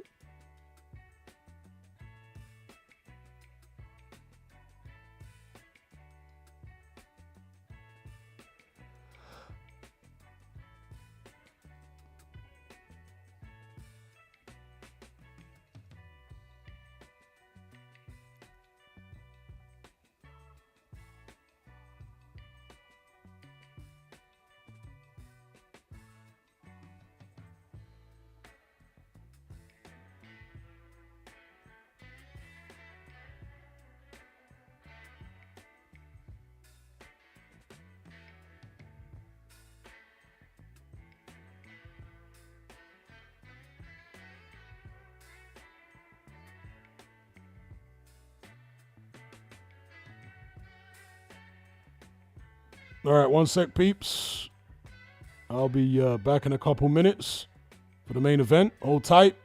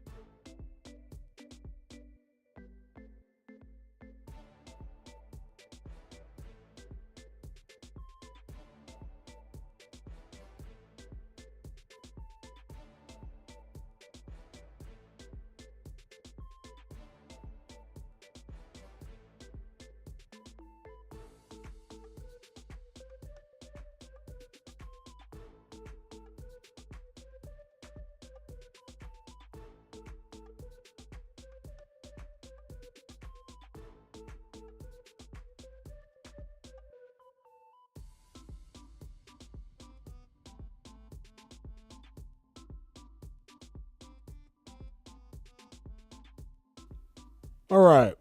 I bet you thought I weren't coming back. So, we got the main event. Tartan Tornado, Josh Taylor versus Ekow Essuman.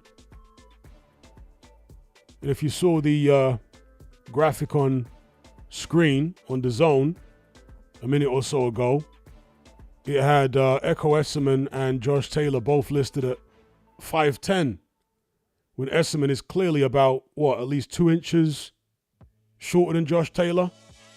So it's another example of these fake heights in boxing.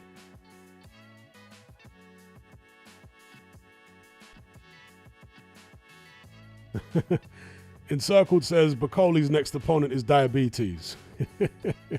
Shout out to Matt for the super chat. He says, are there fighters that are a caliber where the only way they can really improve as a fighter is fighting top of the top competition?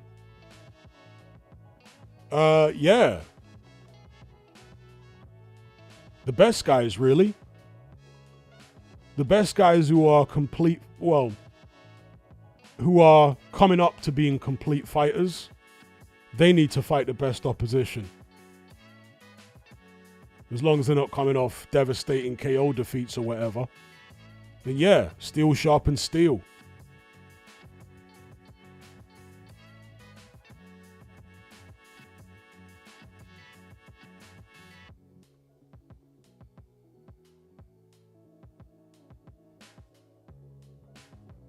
Steel sharpens steel. I mean, Alexander Usyk's probably a good example. Alexander Usyk has been fighting top opposition year in, year out for how long?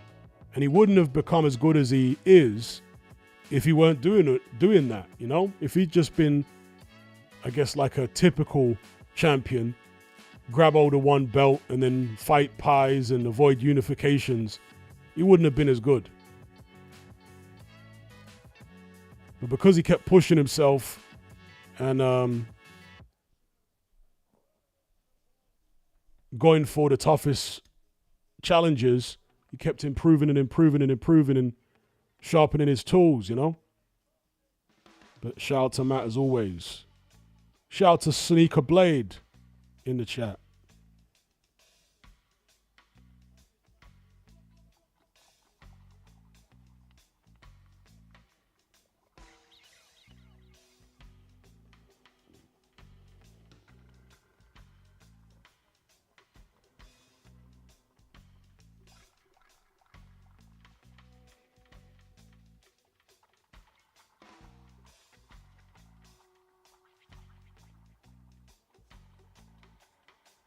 Josh Taylor coming to the ring now. I didn't realize until, I think it was yesterday, that this fight is only a 10-rounder. Did you guys know that? That's surely Josh Taylor who's insisted on it only being 10 rounds.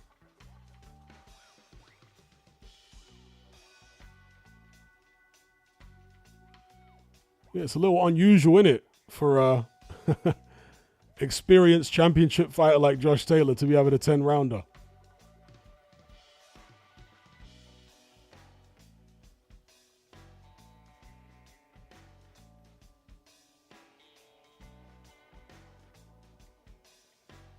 Hang on. Scratch that. On BoxRec it says it's 12, but I'd heard it was 10. So maybe I got wrong information. Although BoxRec do get it wrong sometimes. Let's see what they say here. Let's see what the MC says. Oh no, it is 12 rounds. My bad. Okay. So the information I got was wrong. Because I'd seen somewhere it was 10. No, it's actually 12. All right, cool. Because the 10 rounds you would have thought would suit Josh Taylor, right? Because he hasn't looked great in his last couple. And Ekow Essuman is an engine, as they call him. A machine. He throws a ton of shots. But it is a 12-rounder.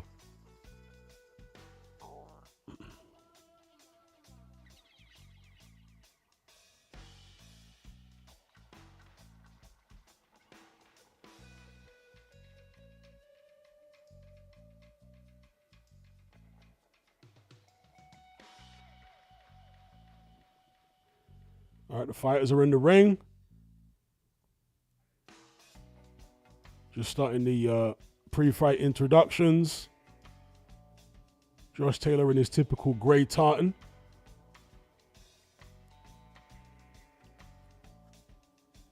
Is Josh Taylor part of a clan? Is there any Scots in the chat? Because in Scotland, they still have clans. I swear it's the only part of the UK where they still have clans. And each clan has their own tartan pattern. So I'm wondering whether that grey tartan is Josh Taylor's clan's colours, or whether it's just something that he likes.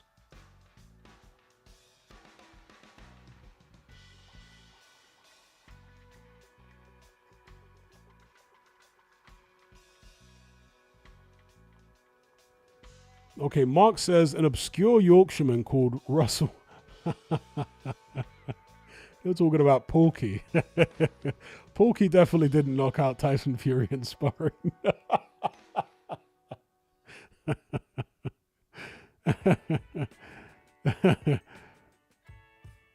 Yeah, that's Porky's name. Porky's name is Russell Hartley.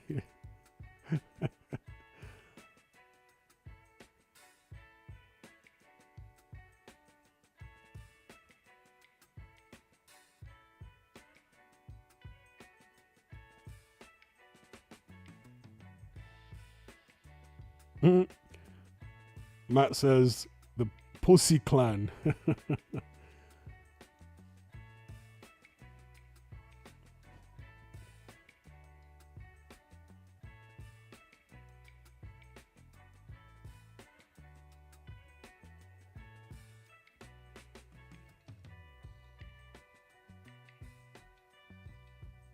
Matt can't stand the Riyadh season announcer guy. Yeah, Thomas Triber.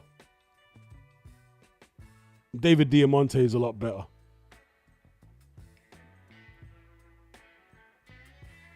Right, Josh Taylor looking very intense at the face-off. Referee's final instructions. Touch gloves.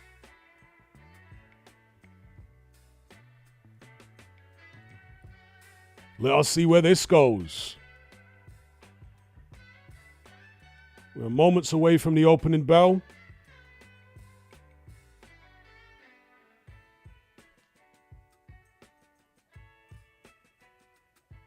Seconds out.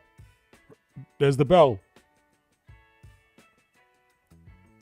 Taylor out quickly to the center of the ring. Poking that right jab out. Right hook there from Taylor. I think that was the first scoring blow.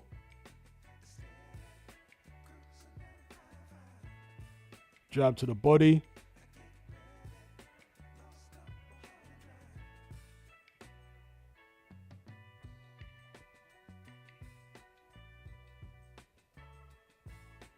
Both guys just fencing with their lead hands at the minute in the middle of the ring. 40 seconds in to the first round. Little combination there from Josh Taylor. Essuman comes back with a right, but he's landed nothing yet, Essuman. Josh Taylor has landed a couple. Just looking to feel each other out in this first round so far. Was an attempted right hook to the body from Josh Taylor there. Almost slipped on the canvas. Goes to Essuman's body. Gets a nice angle there with a left hand to the body. Fast start from Josh Taylor. He's sticking it on Ekow Essuman early.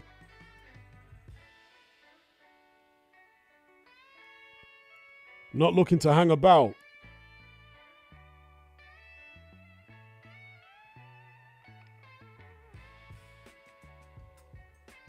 One, two back from Essuman, but no shots are blocked. Essuman hasn't landed anything clean so far in this round. It's been all Taylor up to this point. He's looked sharp. Purposeful. Okay, first shot lands there from Essuman. A right hook round Taylor's guard. It was actually a double right hook, but only the second hook landed. Quite clever there, the way that Essuman delivered that shot. Taylor coming back at him, pushing Essuman back onto the ropes, landing shots. Right hook. Essuman holding on. Is he just trying to shut Taylor's momentum down, or was he bothered by one of those shots? Very aggressive start from Josh Taylor here. It's almost like the Taylor of old.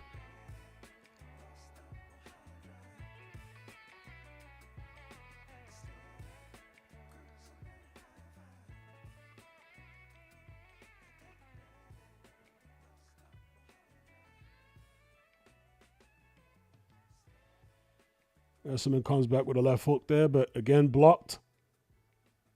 It's been a good round for Josh Taylor, this first one.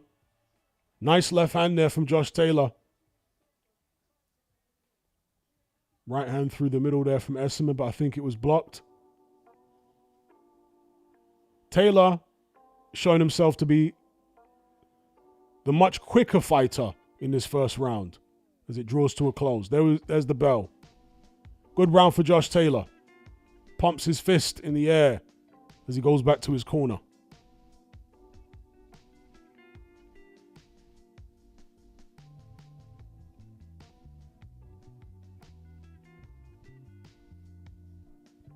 JR says he looks energized. Maybe weight is better for Josh Taylor and he's not completely washed. Yeah, we'll see as the fight unfolds. Because Josh Taylor is a naturally aggressive guy. And so in front of his Scottish fans, you'd think he'd have some level of energy. Do you know what I mean? Because he's one of those kind of fiery, I guess stereotypical fiery Scot. But we'll see how he holds up as the fight progresses if Essuman actually gets that engine going, because he couldn't get out of first gear in that first round. And Josh Taylor was already flying. There's the bell for round 2. Taylor pokes out a couple right jabs. Very purposeful. Left hand to the body. Tentative start from Ekow Essuman.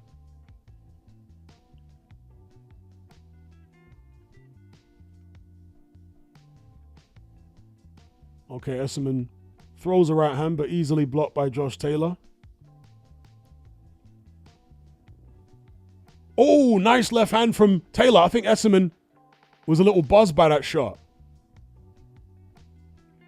And I've been saying for the longest time, I said in the stream I did the other day, that generally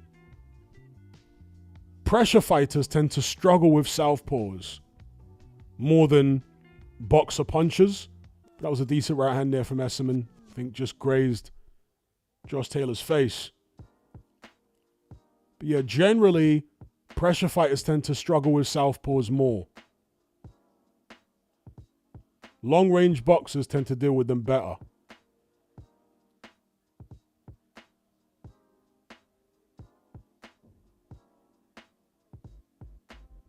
All Josh Taylor so far, Essuman's been uncharacteristically low volume. There's a left hand from Josh Taylor, was blocked by Essuman, no. Left hand to the body, left hand to the head from Josh Taylor, nicely doubled up. Right hook from Josh Taylor, having it all his own way at the minute. Very, very little back from Essuman. Has he frozen in front of this partisan crowd? Because he's just not letting his shots go? Or is it the southpaw stance, the speed of Taylor? Maybe it's a bit of both. A little of everything. Or perhaps he's biding his time. We'll see. Combination right to the head, left to the body there from Essuman. Same combination again, but Josh Taylor wraps him up. Doesn't let him finish the punch sequence off. Oh, that was a cheeky shot there from Josh Taylor. That was almost reminiscent of the shot he threw against Ramirez, which dropped him. Cheeky one.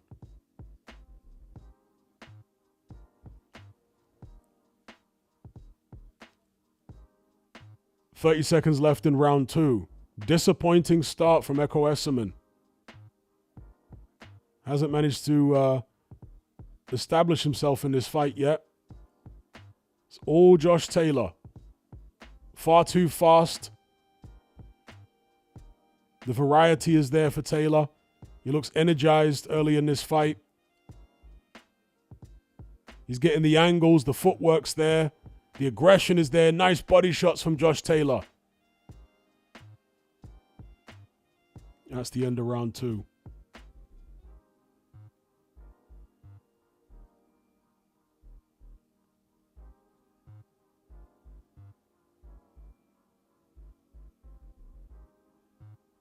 Shout out to Jake in the chat. Big up, Jake.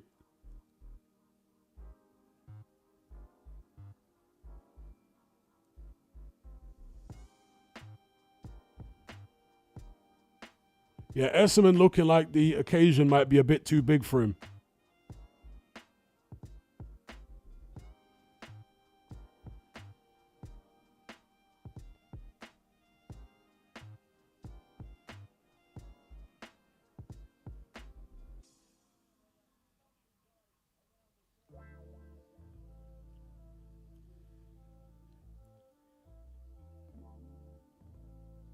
Ding ding, round 3. Let's see if the pattern of the fight continues. Essuman trying to apply some pressure. Ooh, Essuman got through a decent right hand there to Josh Taylor's head, but Taylor wraps him up. So that was the first big attack from Essuman in the whole fight. He did manage to land the right hook, but the other shots were off target. So it wasn't very efficient in terms of energy used and punches landed, but he at least got one in.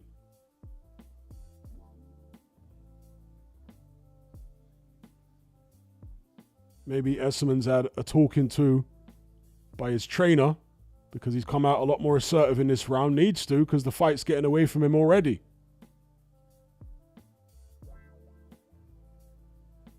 But yeah, it's okay, Essuman letting go with combinations there, but it's usually the case, as I say, that against southpaws who box side on, and oh, nice left hand there from Josh Taylor. Pressure fighters tend to struggle with southpaws more than your long-range boxers do.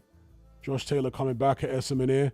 Essuman's had his fun in the early part of the round. Now Taylor wants to re-establish his authority.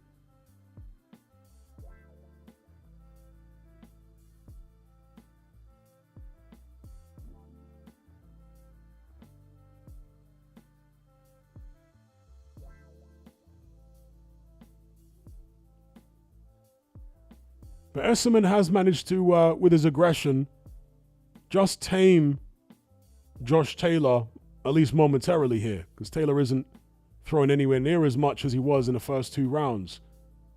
So far in the first 2 minutes of this third. This is actually an Essuman round so far.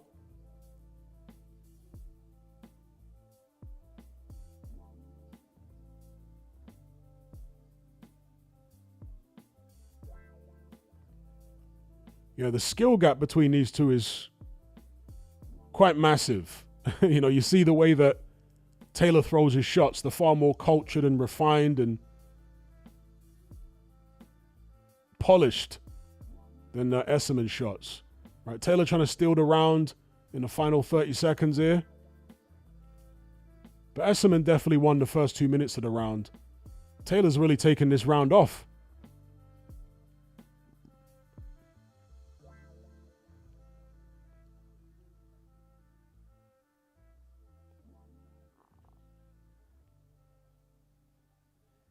Combination there from Josh Taylor at the end of the round. Oh, nice right hand from Essuman on the counter.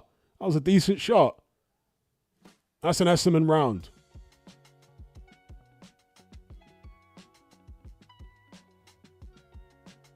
You wonder whether Josh Taylor was a little excited in that first 2 rounds there and maybe expended a bit too much energy, so he decided to slow it down in the third a little bit.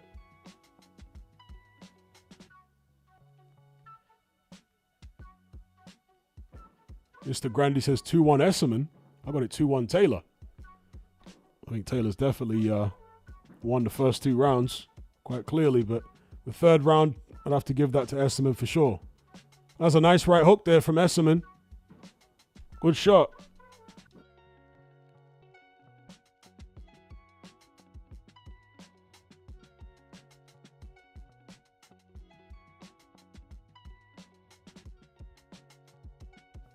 Here we go, round 4.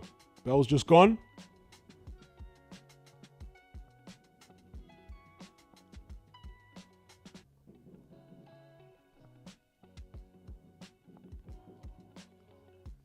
Taylor a bit more aggressive here at the start of the 4th. This vaunted engine of Ekow Essuman's has not really been in evidence so far. Oh, beautiful body shot from Josh Taylor. Another one. Really sinking that left hand into Essuman's body. That's got to hurt. Really loading up on them left hands there, Josh Taylor. He fancies a stoppage here. they were vicious shots to Essuman's body. Really, really like dug his toes into the canvas as he threw those. Sharp shots. Essuman trying to come back with his own body shot, but very crude compared to Taylor's body shots. Essuman loading up there.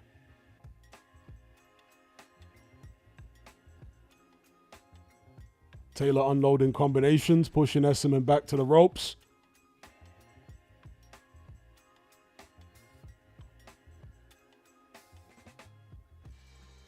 Yeah, the skill gap is big between these two. Very, very big.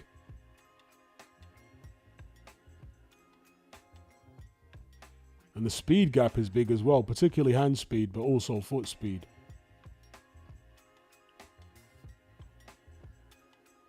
Josh Taylor moving around the target. Changing levels there, looking for an angle. Nice. Oh, beautiful left hand. Essuman's hurt. Josh Taylor's got Essuman up against the ropes. Essuman holding on. Just over a minute left in round 4. Essuman reeled back into the ropes. Comes back with a right hand. Oh, he rocks Taylor. Taylor was rocked. Wow. Both guys rocked here in the 4th round. I think Essuman was rocked more, but Taylor did get rocked back to the ropes from a right hand there. Drama in this 4th round. Fight heating up. I'd like to see a replay of both of those shots.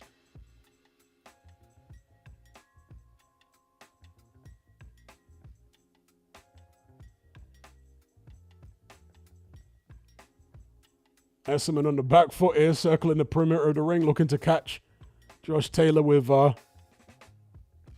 ambush punch. 10 seconds left in the round. Right hand from Essuman. Nice jab there from Essuman. Okay, very interesting round there. Both guys rocked. Yeah, I agree with Shane. Taylor didn't look as hurt as Essuman. He was rocked back on his heels, but it may have been more balanced. Let's have a look here. So that's the beautiful left hand there. To be fair, Essuman was off balance as well, to be fair. He was off balance. Yeah, actually, Essuman maybe wasn't as hurt as it appeared at first. It was a nice shot, but if you saw his feet, the first slow-mo showed where Essuman's feet were when the shot landed. And here we see the right hand from... Yeah, they were both actually off balance when they got caught. Essuman was off balance when he was caught, and Taylor was off balance. But still, both guys got rocked back. Shout out to Danny for the super chat. He says, vintage Taylor tonight looks good at the weight. Who won that round? Close round, man. I'd probably give it to Taylor. But it was competitive.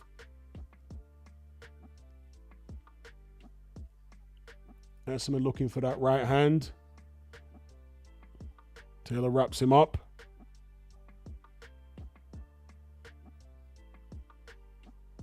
In the 5th. Only 30 seconds gone in the 5th round.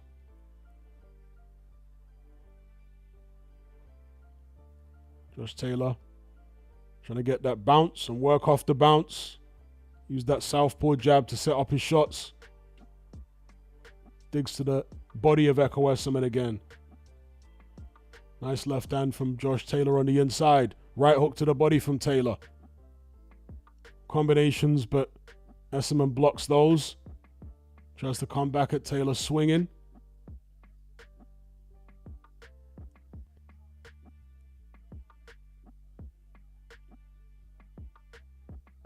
Yeah, see, this is the issue that many pressure fighters have against southpaws, is that rather than throwing straight right hands, they're so used to looping their shots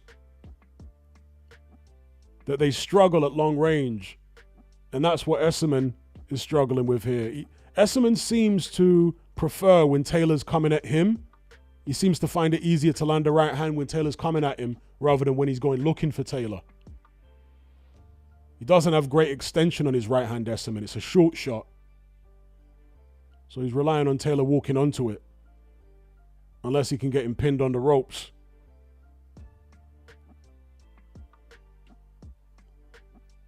But when they're in the middle of the ring, Essuman's not doing a great job at landing his right.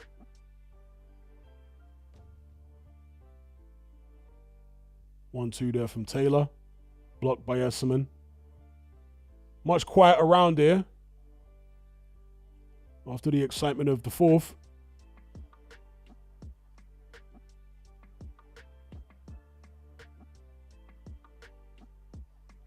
Right hook there. Nice shots there from Josh Taylor. Nice left hand from Taylor. Yep, Essuman getting outskilled again. Essuman overthinking, really. I know he doesn't want to get countered and he respects Josh Taylor's power, but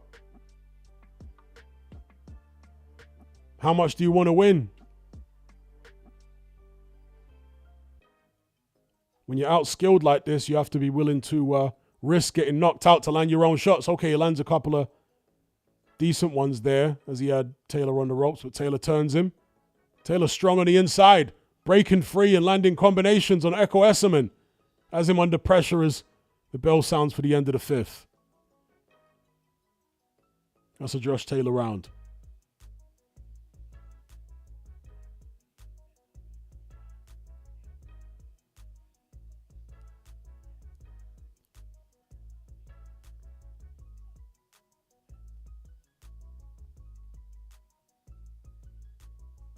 Yeah, I got it the same as Danny. 4-1 Taylor. Definitely not 5-0. Essuman clearly won, what was it, the third? He clearly won that round. But yeah, 4-1 Taylor.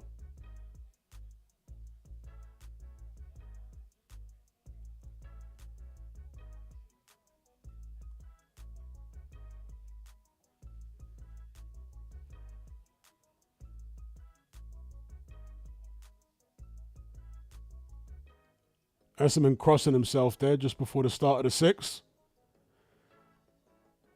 Let's see if God helps him. He might need some divine intervention. Here we go. Yes, he did clearly win the third, Alan. Don't know what you're watching. He clearly won it. As you can see from most other people, and even Carl Frampton. So, again, I don't know what you were watching. It's like everybody had Essuman winning the third. He clearly won it.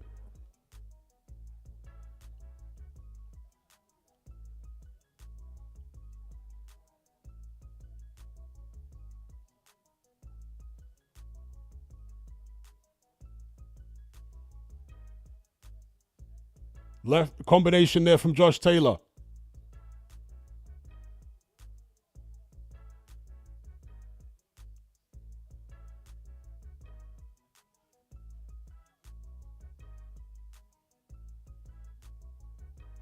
See, this pace really suits Josh Taylor at this stage. Because he's the more skilled guy, he's the rangier guy, he's got the quicker hands, he's got the better footwork. So, if the pace is slow, Taylor can take his time, pick his shots, walk Essuman onto things, you know. This definitely suits Josh Taylor here. So Ekow Essuman needs to step it up. Trying here, Essuman, but his attacks are crude. Slow punches. Predictable.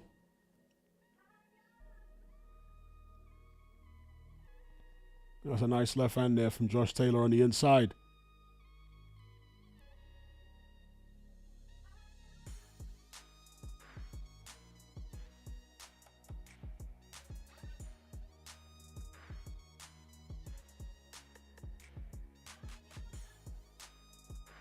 Essuman's offense is really, really poor here. Just very slow, predictable shots.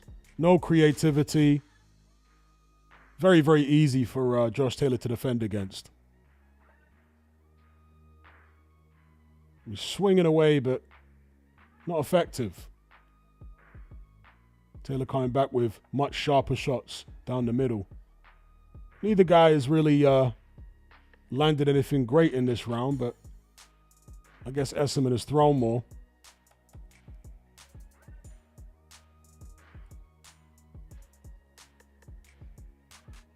Essuman's one of these guys who shouts when he punches. I always find that really annoying. Especially in the gym. I hate training next to somebody who's shouting when they're hitting the bag. I'm like, shut up, bro. You shouting for? That's the end of round 6. You know, one of the worst people for shouting when they punch was Devin Alexander. Remember him? He used to yelp when he would punch. He'd be like, eh, eh. He was punching. So annoying, bro.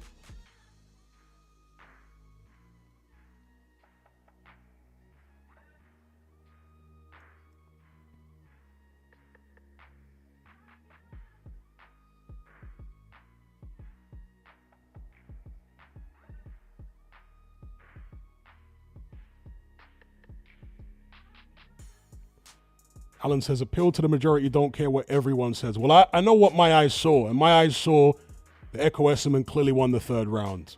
So I don't know what you were watching.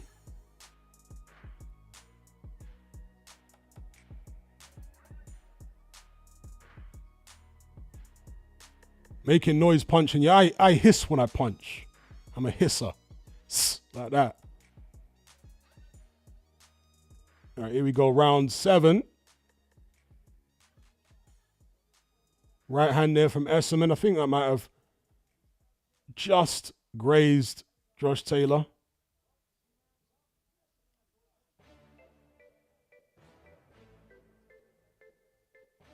Some people have given that previous round to Essuman. I could see it. It was a pretty quiet round from both, but Essuman was letting his hands go, I guess. Very, very little landing.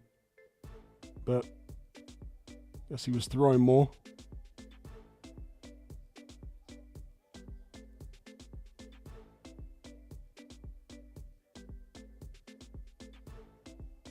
Oh, all right, body shots there from Essuman. He's got the right idea. Josh Taylor coming back with a right hook. Yeah, that fiery energy of Taylor is definitely dissipated by the 7th round here, as you would expect. There's a right hand down the middle there from Essuman. A rare straight right hand, because he's normally looping it. And it's being easily blocked.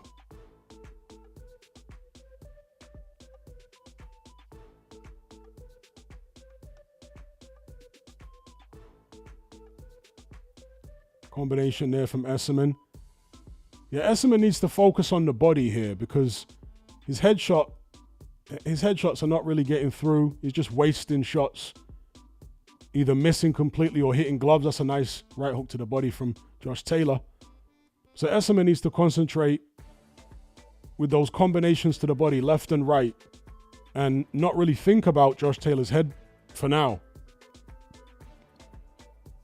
And hope to slow Taylor down, bring the hands down. Minute left in round 7. Essuman's been busy, but Taylor's coming back here.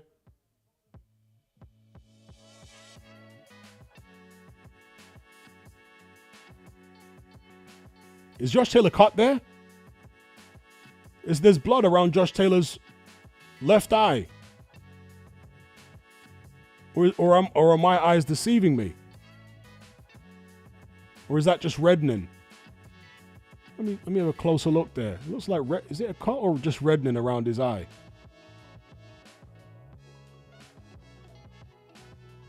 No, he is cut. Yeah, he is cut.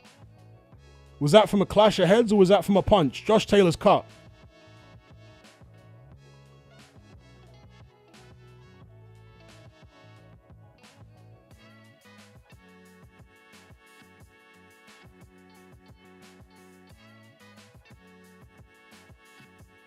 Josh Taylor really digging them left hands into the body. That's the end of the round. Interesting. Essuman's actually starting to come into it a bit more now. As Taylor slows down, Essuman is getting those shots off.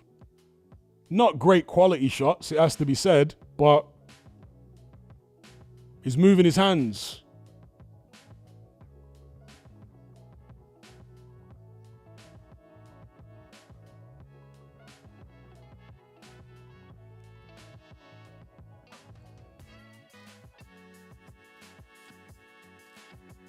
Taylor's corner sounded a little anxious there. Oh, that was a good right hand there on the chin from Essuman. That was a nice shot.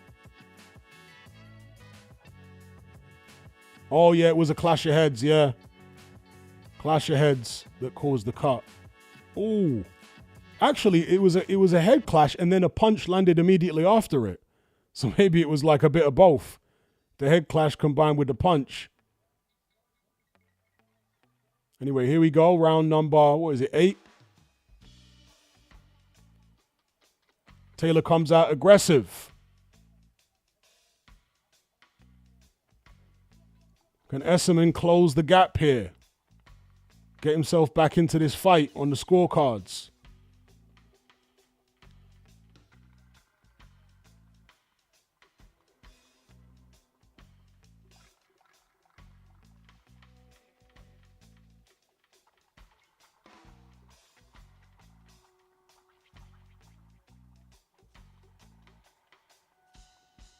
Frampton's got it 68-65. I wouldn't argue with that scorecard.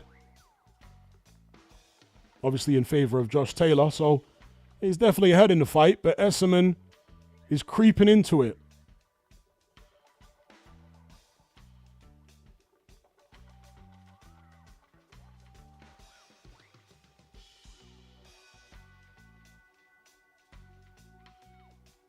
Oh, Taylor really loaded up with that southpaw backhand there.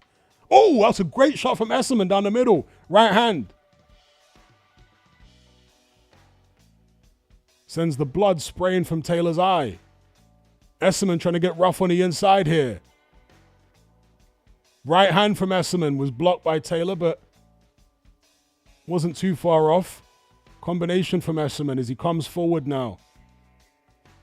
Taylor ties him up. Essuman trying to break free in the clinch and get shots off. Taylor looking to have a bruise on. Ooh, nice right hand there from Ekow Essuman. It's an Essuman round so far. Essuman nearly throws himself off his feet. Lunging for Josh Taylor there. Taylor comes back with a little combination, but his pace has slowed right down here in round number 8. Definitely been an Essuman round so far. Nice right hand again from Ekow Essuman.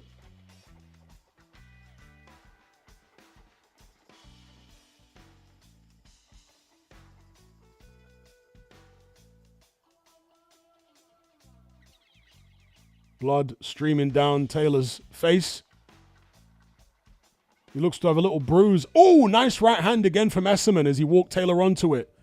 That's what I mentioned earlier on. Essuman doesn't seem to be that good at landing the right hand coming forward when he's in the middle of the ring because it's not particularly straight. He prefers to walk Taylor onto it because it's kind of like a short looping shot. And he's landed it several times in this round. 10 seconds left. This is definitely an Essuman round here. So he's clawing his way back into the fight.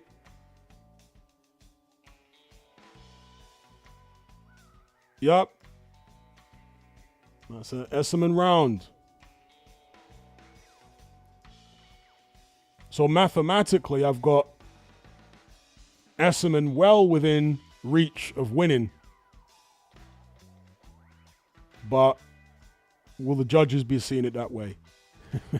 In Scotland, you know? Beautiful right hand there as he had Josh Taylor pinned on the ropes. And he went for his eye, that damaged eye.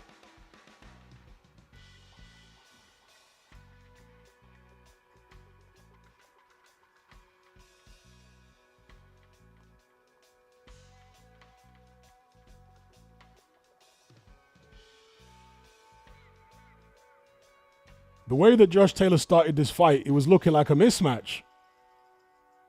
But he slowed down quite dramatically And that's allowed Ekow Essuman to come into it with his much cruder punches. Here we go, round 9. 10 seconds in. Let's see where this goes. Taylor on the ropes, looking to counter Essuman to the body with a left hand. Right hook up front from Taylor was a nice shot. As Essuman tracks him around the ring, pushes him towards the ropes, gets a combination off there, lands a couple. Taylor ties him up, pushes him back to the middle of the ring. Taylor definitely feeling the pace now. This is what Ekow Essuman does. He lets his shots go. He's not called the Engine for nothing.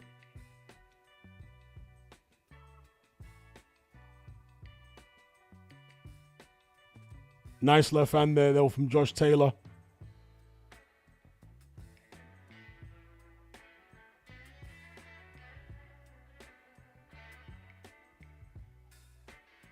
Essuman pushes Taylor to the ropes again. Crude attack. Taylor manages to tie him up. Oh, nice right hand. From a combination there from Essuman as he pushed Taylor back to the ropes. And that's why Essuman has to punch in combination like that, because the first few shots are probably going to be blocked because they're so deliberate. But if he keeps throwing, Taylor can't block all of them.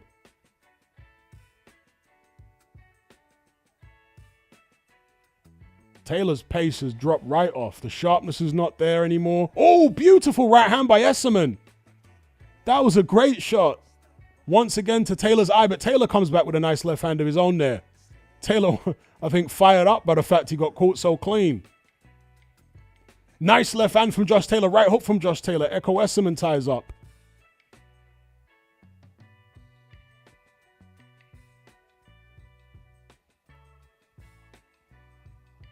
Taylor trying to stay with him on the inside.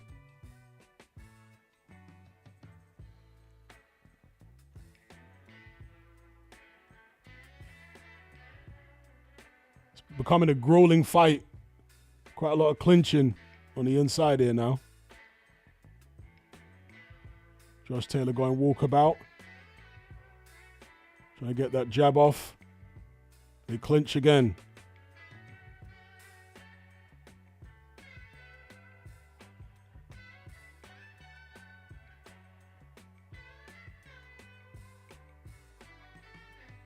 Taylor comes forward with a couple of 1-2s, but nothing particularly effective. The snap is no longer on his punches.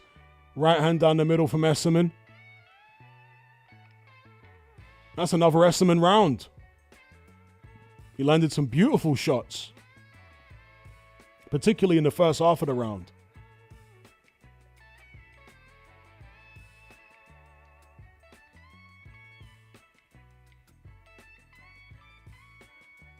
Yeah, Josh Taylor's corner sounding anxious.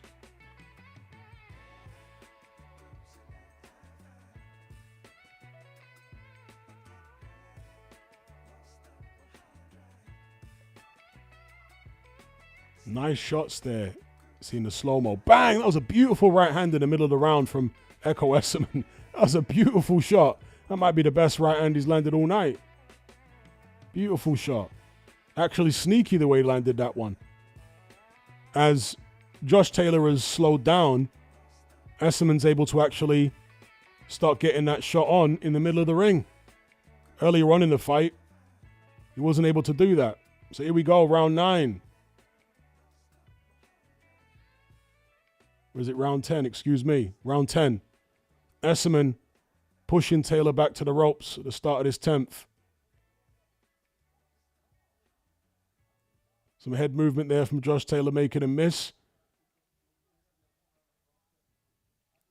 So Carl Frampton's got Josh Taylor up by 1 round.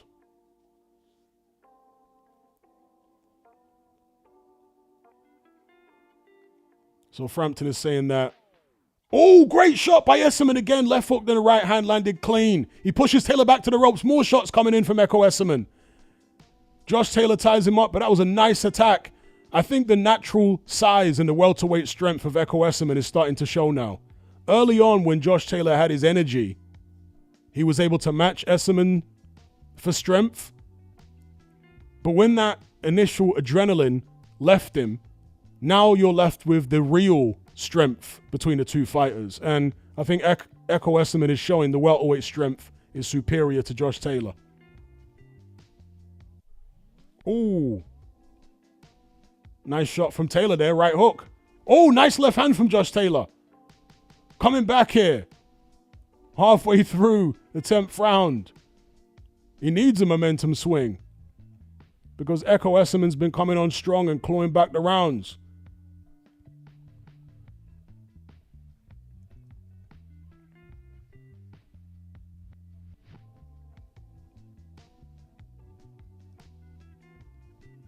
Taylor just pawing with the jab now, not snapping it like he was earlier on in the fight. Just pawing with it. Looking to really load up on the left hand. Nice little short shot there on the inside from Essuman. Taylor really digging in this round and trying to come back. Needs to. Oh, Essuman's got him up against the ropes again, though.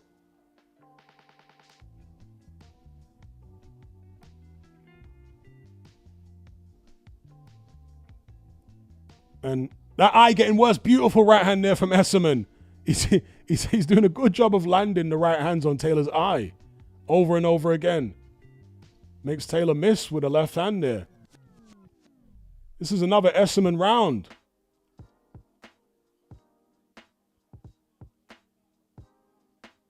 Yeah, the welterweight strength has definitely become more evident as the fight has gone on. And that tends to be the case. You know, the bigger man's strength will usually show later on in the fight. I mean, we saw that, for example, with Chris Eubank Jr. Oh, beautiful left hand from Essuman. Was Taylor buzzed a little bit there? Another Essuman round. But yeah, you tend to see in fights where you got a bigger guy and a smaller guy, the strength for the bigger guy usually tells later on, as we saw with Eubank Jr. against Conor Benn.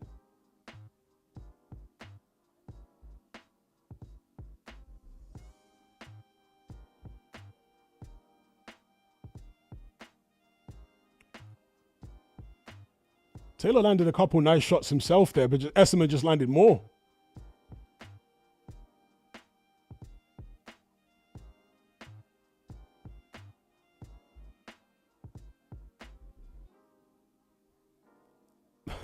The way he keeps landing on Josh Taylor's eye is crazy. See? He's literally landed on the eye.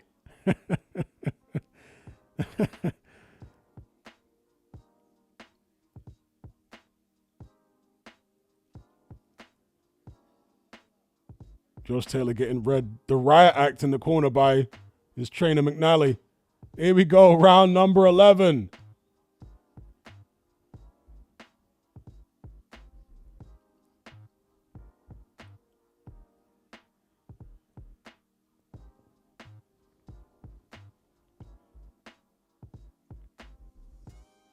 Let's see who can take these rounds. Oh, nice right hand from Essuman again. Josh Taylor backing up in a straight line towards the ropes. Keeps getting clipped. Comes back with a combination. Body shots from Essuman. Combination to the head from Essuman. Chasing Taylor around the ring at times here. Taylor trying to come back with a left hand, but his speed has totally left him. The eye is looking pretty angry now. Combinations from Essuman.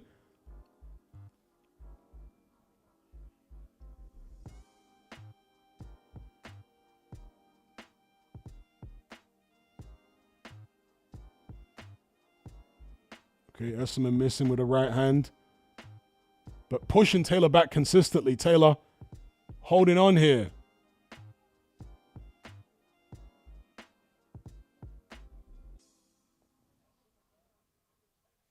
So in the 10th round, according to the Jabber stats, Essuman more than doubled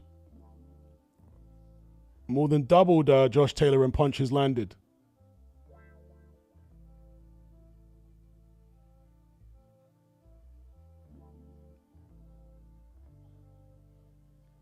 All right, this is a very scrappy round, loads of holding. But I feel Essuman is still doing the better work through the first 2 minutes. Let's see if Taylor can salvage it in the last minute with something special.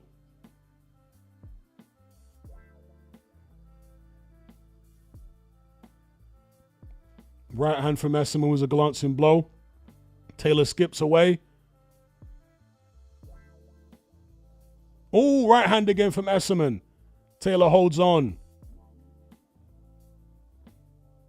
Right hook on the inside, though, from Taylor. That was a decent shot.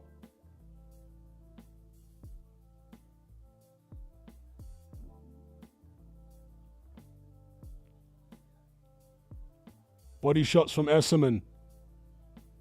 Josh Taylor's definitely not liking those.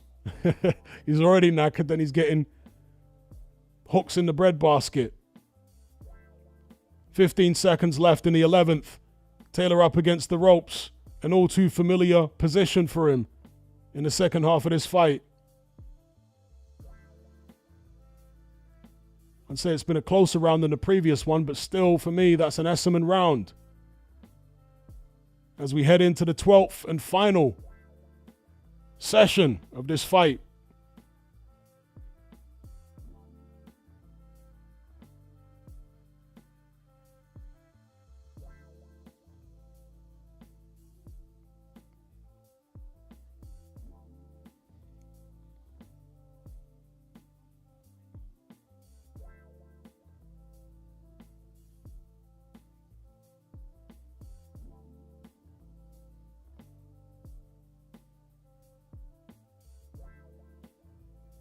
Wow. Joe McNally telling Josh Taylor in the corner there that he's giving Essuman that round.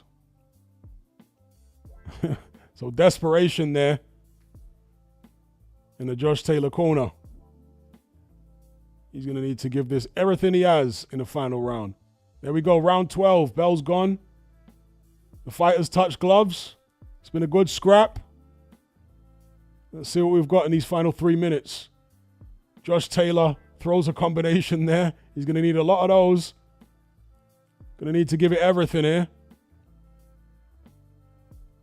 Ekow Essuman comes back with a couple shots. Crazy footwork there from Essuman. Not sure what he was doing. Carl Frampton's got Essuman up by a point. Yeah, Essuman looks the stronger and more energetic here in the latter stages of this fight. Taylor doing so much holding now. He throws one shot, then he tries to hold to prevent Essuman from countering. There we go. Essuman throws, Taylor holds. He's very, very tired. Barely any shots here from Taylor. Is he looking to unleash in the second half of this round? Or has he just got absolutely nothing left in the tank? Yeah, very, very scrappy now.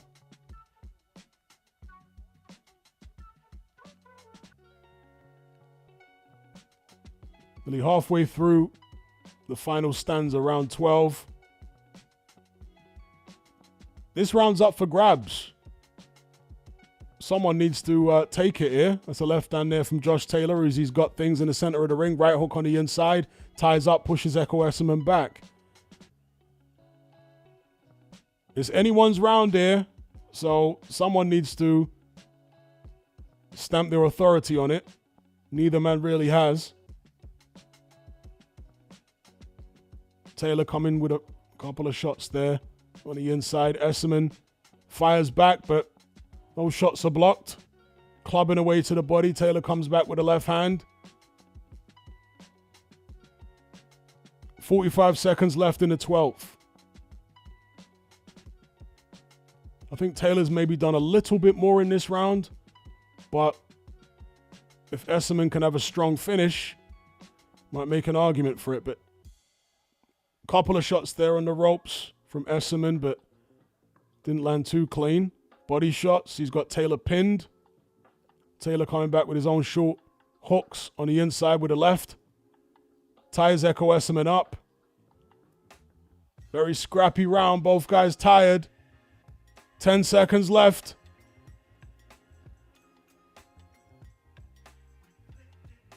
Taylor letting it all hang out in the final few moments. There was the bell for the end of the fight. For me, Josh Taylor nicked that 12th round. Taylor nicking that 12th.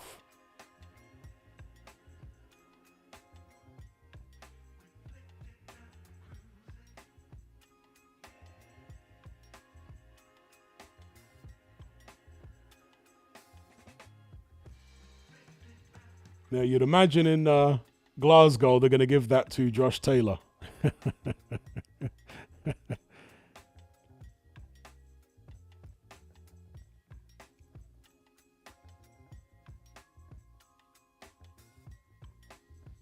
mean, it wasn't a one-sided fight by any means. You know, it's not like it was total domination by Ekow Essuman, but I reckon he maybe deserved to win it by a round or two.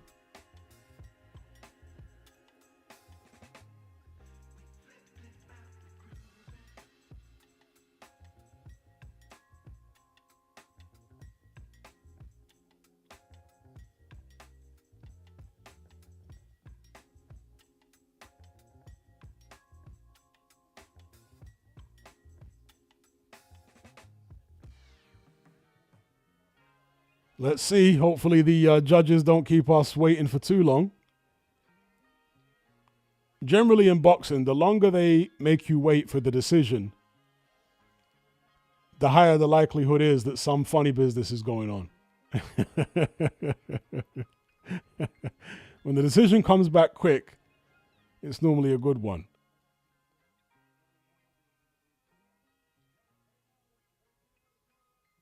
Let's see.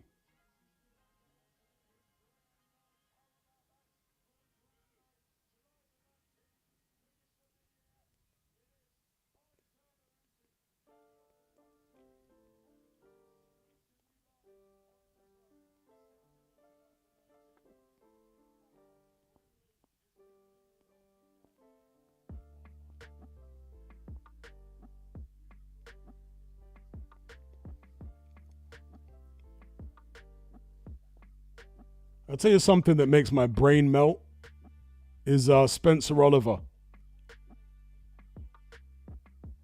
Like, he and Simon Jordan were talking about the Dubois-Usyk fight, the first fight.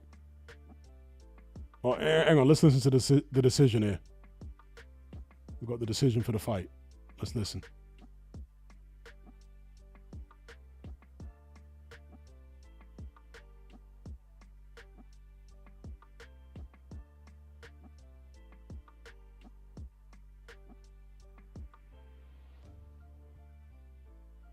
Wow, pretty wide.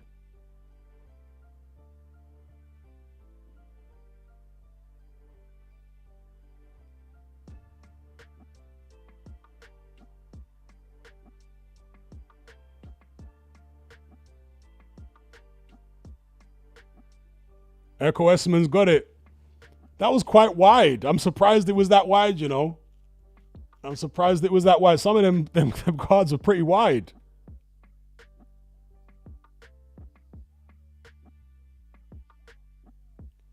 But I think he probably did deserve to get it, even if the cards were maybe wider than I expected. He outworked Josh Taylor, who started brightly but faded badly.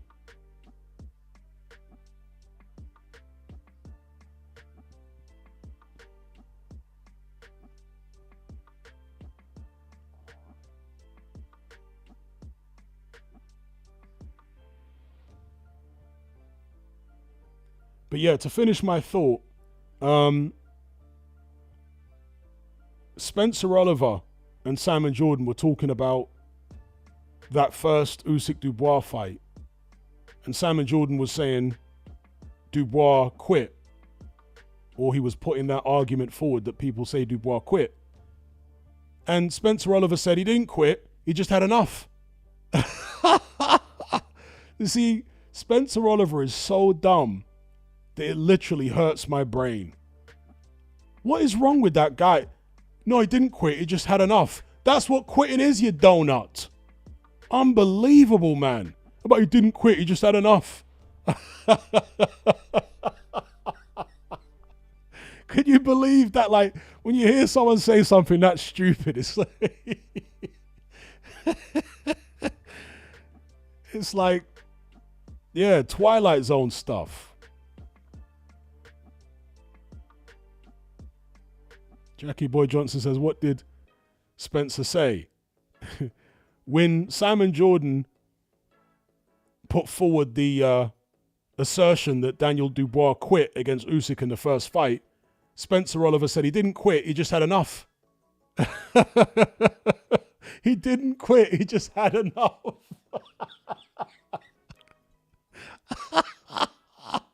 That's what quitting is.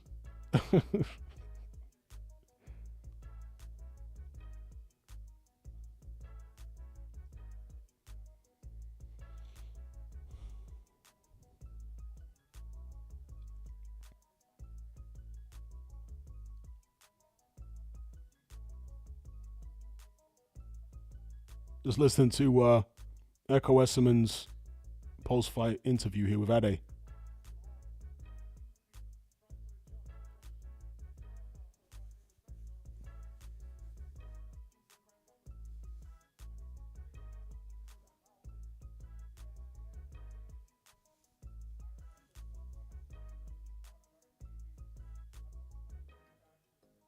Okay, they actually sparred on Team GB. I didn't know that.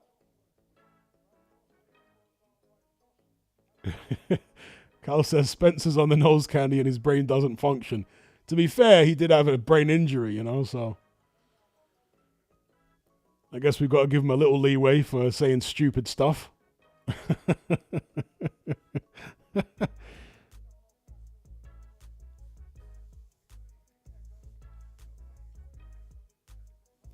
Little Jacob. Yeah, I remember the fight. I watched the fight at the time when he got knocked out for the European title.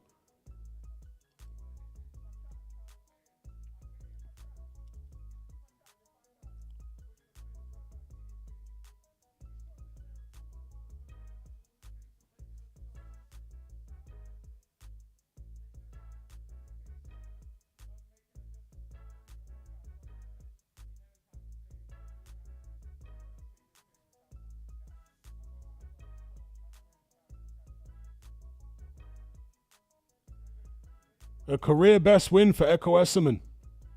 By far the best scalp on his resume.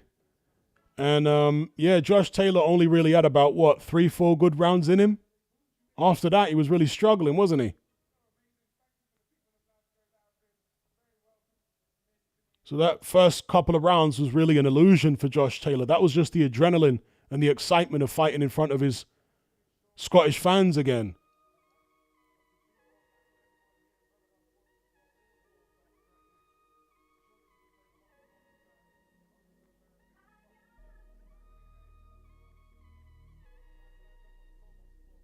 Yeah, that's 3 defeats in a row. You could argue 4, right? Because of the first Jack Catterall fight.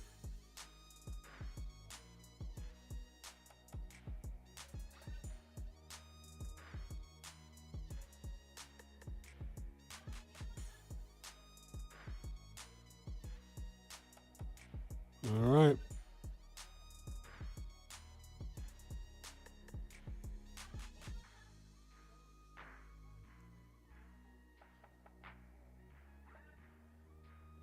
Yeah, good scrap there. The right man won. Josh Taylor looked upset by the result.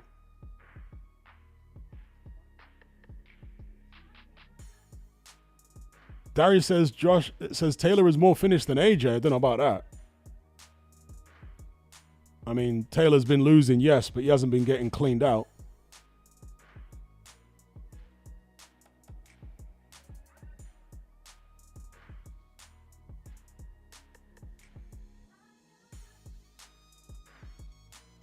Costa says it can't be age, he's 34. Ooh, a lot of fighters are finished at 34. If you've had a hard career, load of tough fights, load of tough camps, there's plenty of fighters who are finished by that age. It's miles on the clock rather than chronological age that matters most. Obviously, chronological age does play a part, but Essuman's older than Josh Taylor, and he's fresh. He hasn't had as many... he has had some wars, actually, Ekow Essuman, some terrible wars, but he hasn't been fighting at the high level that Josh Taylor has for as many years. CO9 says, I heard he was bad on the drink and marching powder. Oh, dear.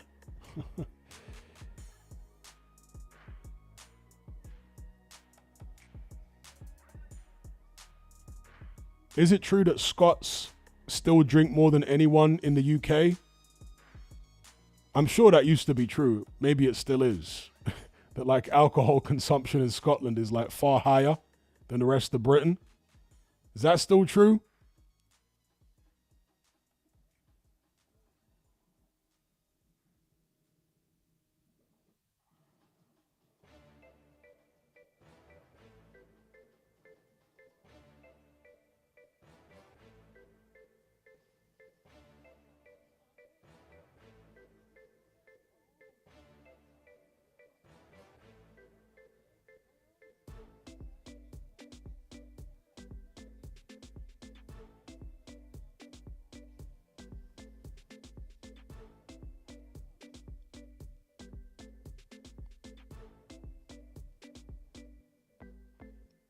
Shane B says, what do you think of Itauma's performance, Hatman? I missed the beginning of the stream.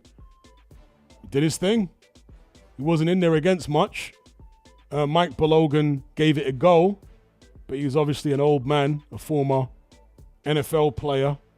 He swung some wild shots. He actually caught Itauma simultaneous on one of the knockdowns. They both landed right hooks, but Itauma's was the better shot, and down went poor Mike Balogun. But again, as out of his depth and overmatched as Balogun was, he at least gave it a go. So I can give him credit for that.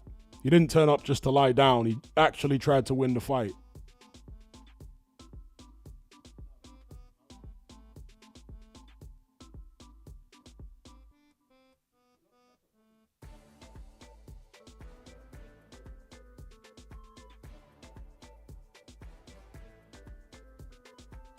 The Celtic Magician says, not been able to catch the streams as life has been mad. Shout out to Danny for the super chat. He says, AJ has it all as a boxer except the intangibles. Yup. Doesn't have it upstairs. And the chin is not there. Shout out to Danny. Kyle says Itauma has zero personality. He's a young kid, you know. Got to let a young kid develop a personality. He's still growing into himself.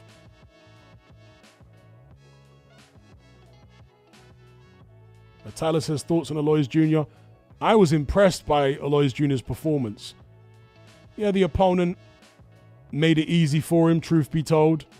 But I thought Aloys looked a lot more fluid than I've seen him in the past. He was using both hands a lot more, because before he was kind of more right hand dominant, whereas in this fight he threw a lot of left hooks. I liked the finishing punch where he looked to the ground and then threw the left hook up top, Canelo Alvarez style. Yeah, it was good. I liked Aloys Jr.'s performance. He was impressive.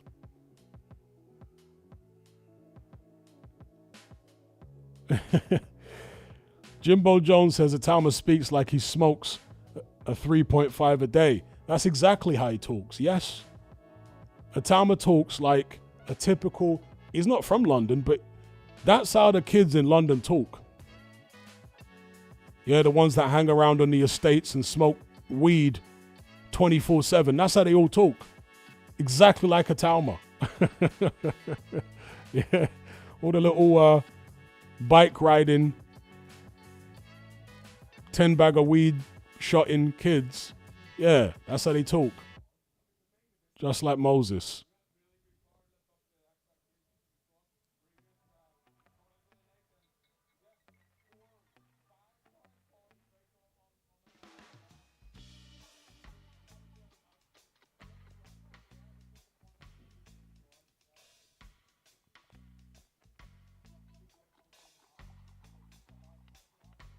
Roadman. Well, I'll call him Ute Man. Yeah, the Ute Man in London, that's how they talk. Cal says, ain't Moses from Kent? Yeah, he is. From Chatham in Kent.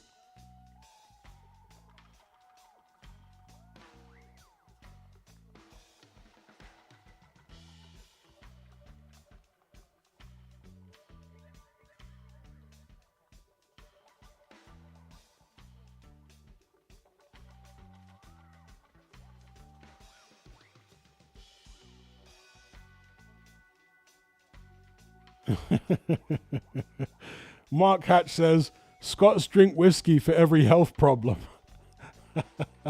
That's why they age fast.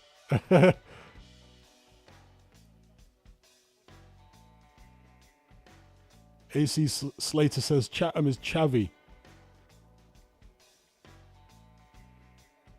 Yeah, I've never been there.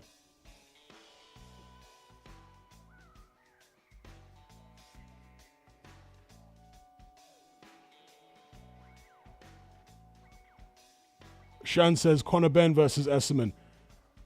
Well, it's a fight to make now, isn't it? Because they tried to make that a few years ago. Frank Warren was really pushing for Essuman against Conor Benn.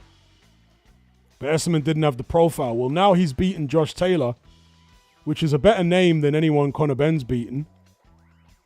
It's a very viable fight now. Very viable fight. So it's up to Conor Benn. Ben might think he's too bougie to take that fight still. You know, Conor Benn's got that entitled attitude that he grew up with. Rich boy attitude, you know?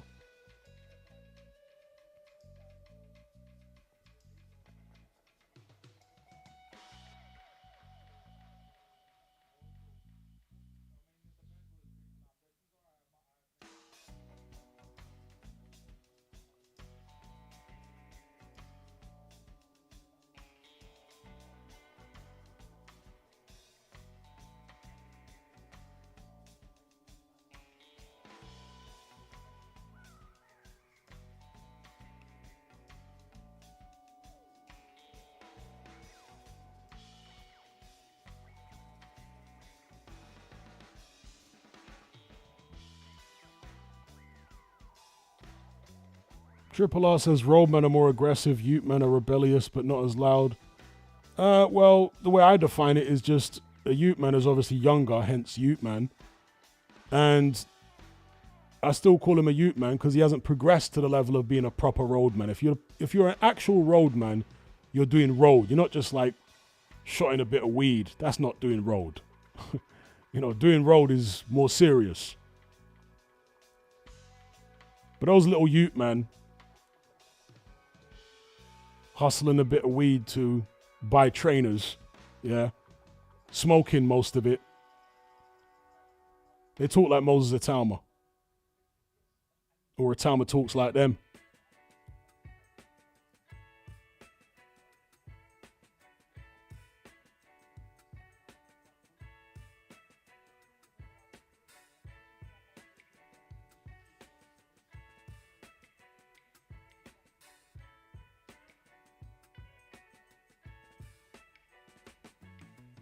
AC Slater says, yeah, the term roadman is mainstream and not used correctly. Old school roadman was for real G's only. Yeah, that's a whole fact. And that's the way I still define it now. A roadman, you're really doing road. You're not just shotting a little bit of weed, and that's not road. Yeah.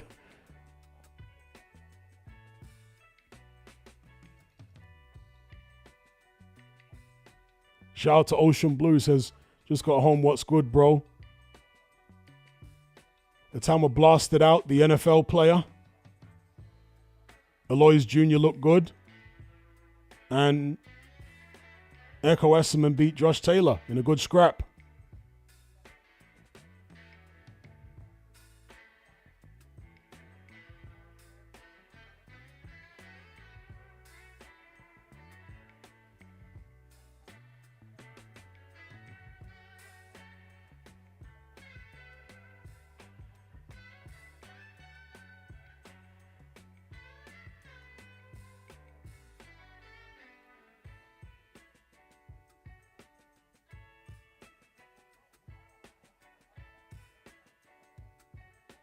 Well, Barry Jones is barely any taller than Carl Frampton. I know they fought at similar weight classes. Barry Jones, what was Barry Jones, a super featherweight? Because he fought Acelino Freitas, and Freitas was super featherweight. So I want to say Barry Jones is super featherweight.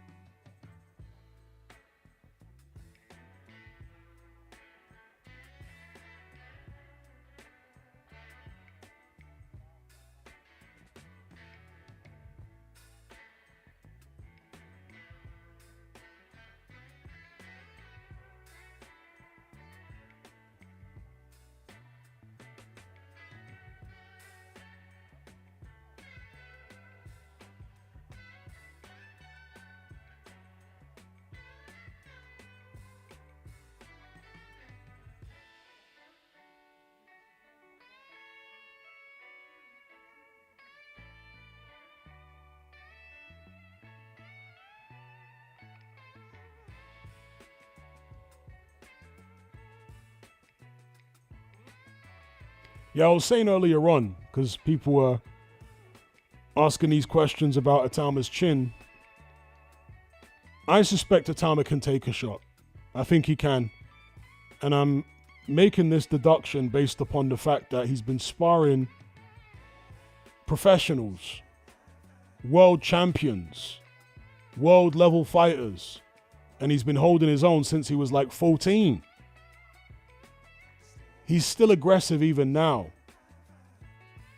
If he didn't have a chin, somebody would have clocked him on the chin by now. And I think it would result in a more cautious fighter. So I suspect he can take a shot. I'm not sitting here saying that I think he's probably got an iron jaw, no, but I reckon, for example, he takes a better shot than AJ. That's what I suspect. Shout out to AJ for the super chat. He says, have you ever spoken about Edwin Valero here? Remember reading about his insane story and the punching power he was supposed to have had. Yeah, I've spoken about Edwin Valero. You know, during the time of Manny Pacquiao, they kept on comparing him to Pacquiao because he was a southpaw, obviously very aggressive, so on and so forth, big punching power. But yeah, his career was cut short, and his life was cut short, obviously.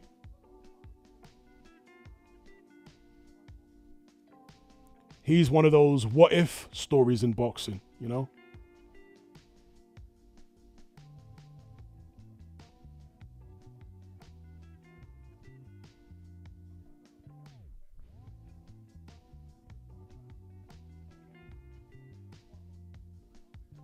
But shout out to AJ for the super chat.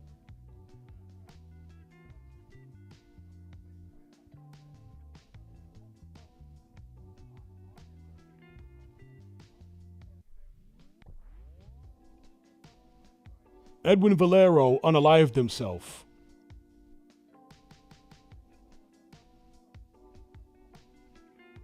Because sometimes I get it mixed up with Arturo Gatti.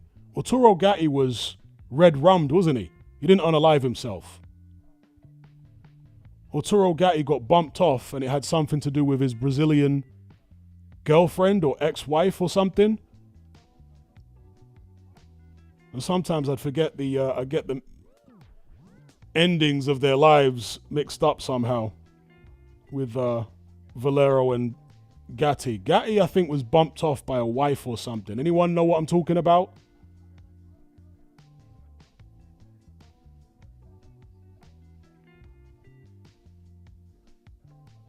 Shout out to Danny for the super chat. He says, God is fair. You can't have it all. Everything is balanced. Itauma seems to have it all, but we haven't seen him get hit flush by a competent heavyweight yet.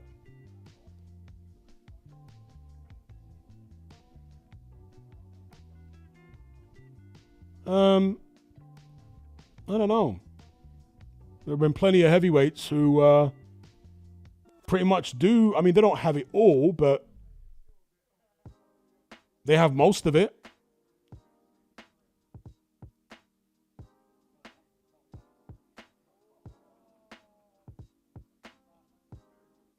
AJ says, yeah, Gatto strangled in a hotel room, I think, by a mistress.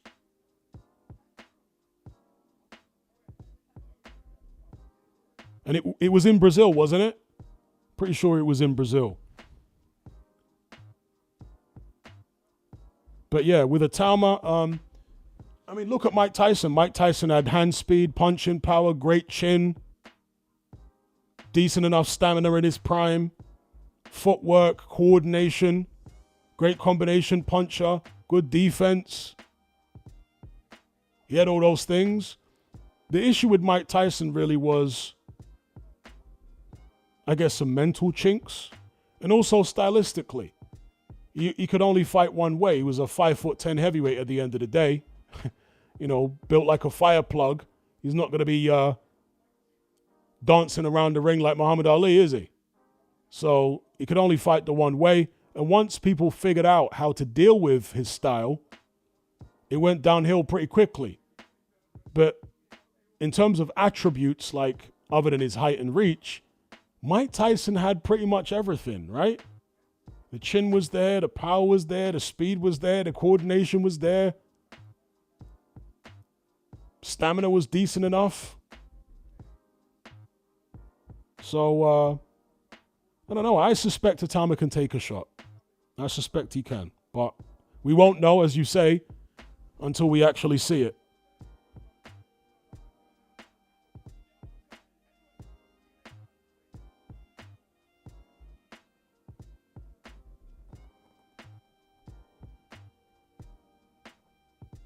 The Journeyman Studio says, I'm sure his wife was related to Acelino Freitas. Gatti's wife? Is that right? That's interesting. But yeah, I remember there was some shady circumstances surrounding Gatti's untimely demise.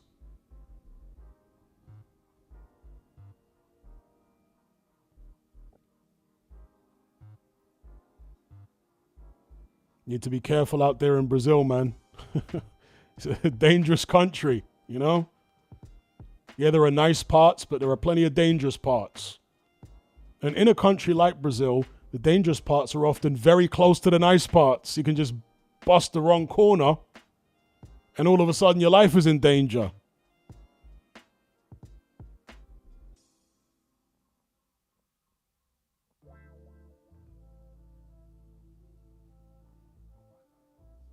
Yeah, Carol, his brother, doesn't have much of a chin. But that can happen. You can have a brother that's got a good chin and another brother that doesn't have a good chin.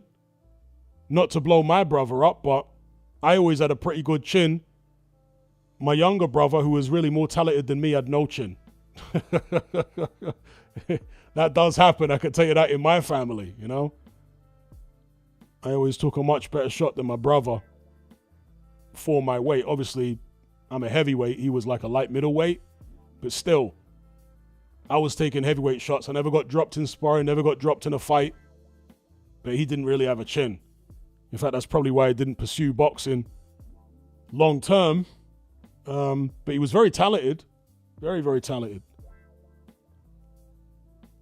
Shout out to Danny for the super chat. He says, Brazil's beaches are something different.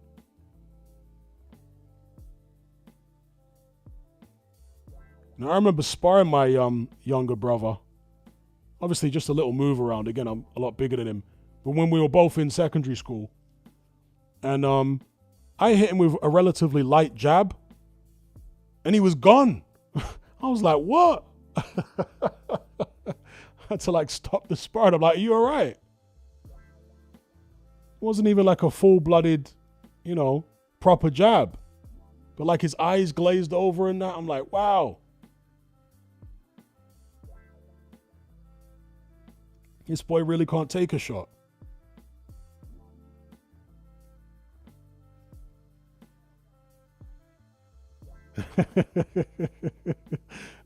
AJ said that man sparking his brother.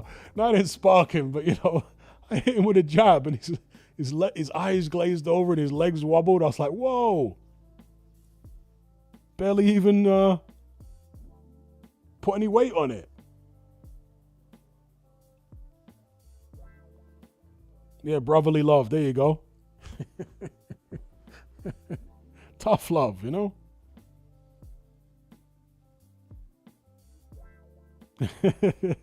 Wait, bully. Well, truth be told, right? When I was a teenager, I might have been maybe 13, 14, and I was curious about my own chin, you know? This was when I'd only been boxing maybe a year or so, 18 months. And I'd seen the movie Raging Bull. And there's a scene in Raging Bull where, and this is based upon, obviously, the real life story of Jake LaMotta, where De Niro, who plays LaMotta, gets Joe Pesci, his brother, to punch him in the face like several times because he wants to know whether he can take a shot. Yeah. And so inspired by that, I got my younger brother to do that to me. Yeah. With gloves on, no, not with like wraps or, yeah, he had little, whatever, 10-ounce gloves on.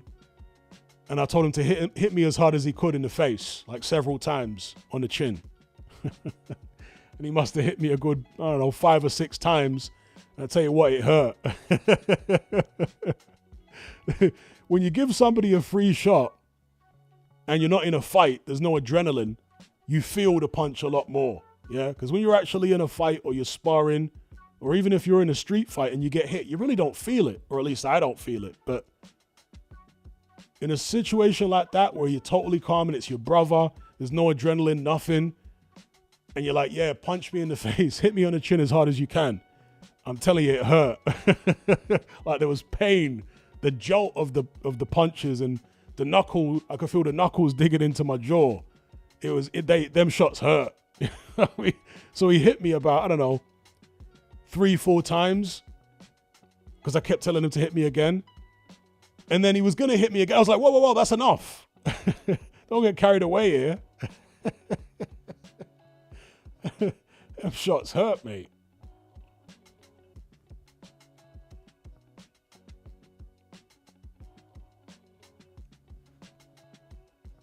Shout out to Abraham. He says, Hatman, I wish you were doing lives during Povetkin White 1 times. Your reactions must have been mad.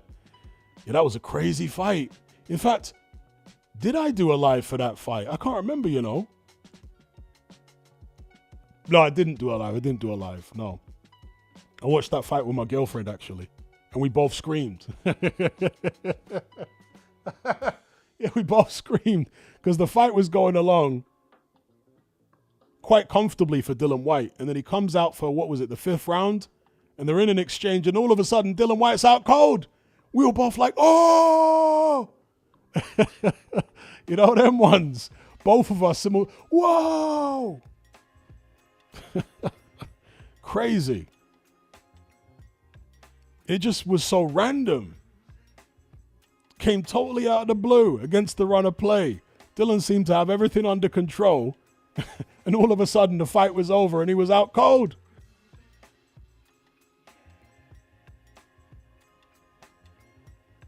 Evil Uncle Phil says, that was the most unexpected KO ever. It really was. It was a madness. But I had a feeling that something like that was going to happen. I think in my preview video, in my prediction video, I said I expected Dylan White to get dropped in the fight. I don't think I picked Dylan White to lose. I'm pretty sure I picked Dylan White to win, but I said I expected drama. I expected something dramatic like Dylan to get dropped. But he didn't just get dropped, he got knocked out cold.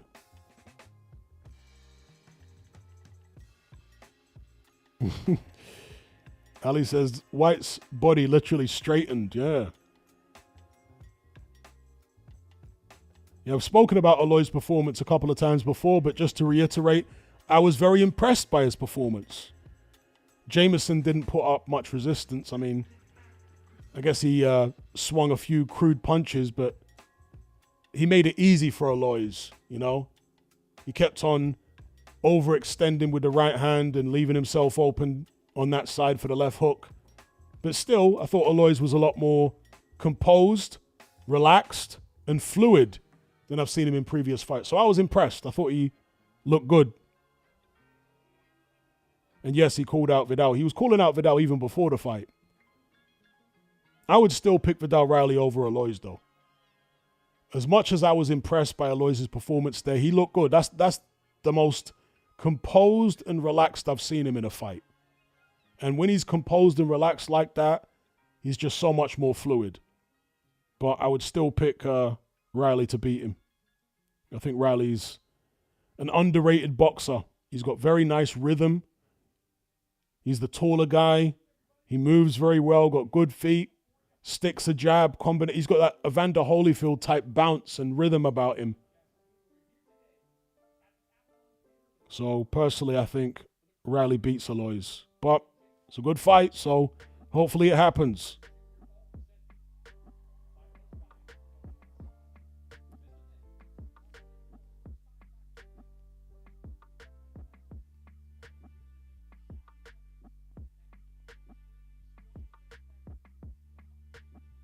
Kyle says, what should fighters with no chin do? Make sure they're very, very good in every other department.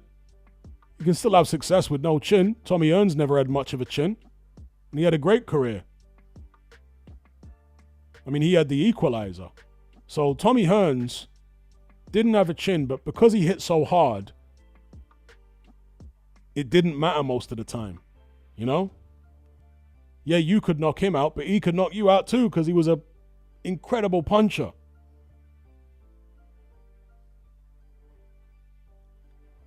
So yeah, Tommy Hearns never had much of a chin, but he still had a fantastic career. Michael Moorer never had much of a chin, but he still became heavyweight champion.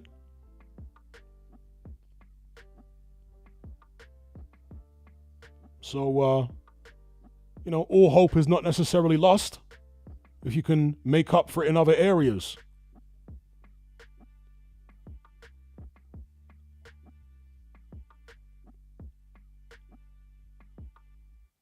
AJ says, was Hearns ever KO'd by a nobody? I only ever saw him get KO'd by bad man like Hagler.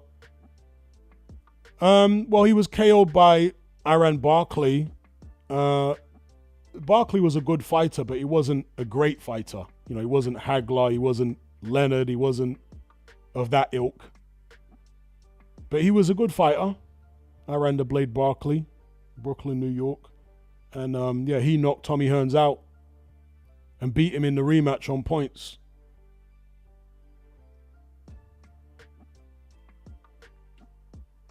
That's a good shout, actually, Celtic Magician. Yeah, Roy Jones was chinny. But Roy Jones was just so good. He was such an athletic freak that his chin was literally never tested until right at the very end. You know, when he was well into his mid-late 30s was the first time his chin really got tested by Tava. He was just such an athletic freak that nobody could get to his chin up to that point. Not of anything meaningful anyway. I think the first time he was down was against Lou Duval in a light heavyweight fight. I think it was a Lou Duval fight he was down in.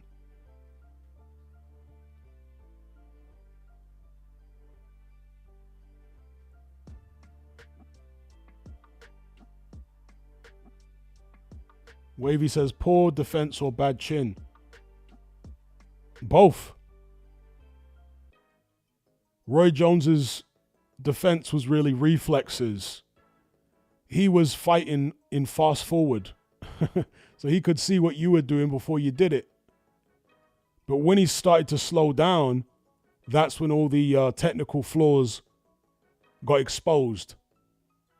And people were able to get to that vulnerable chin that he always had.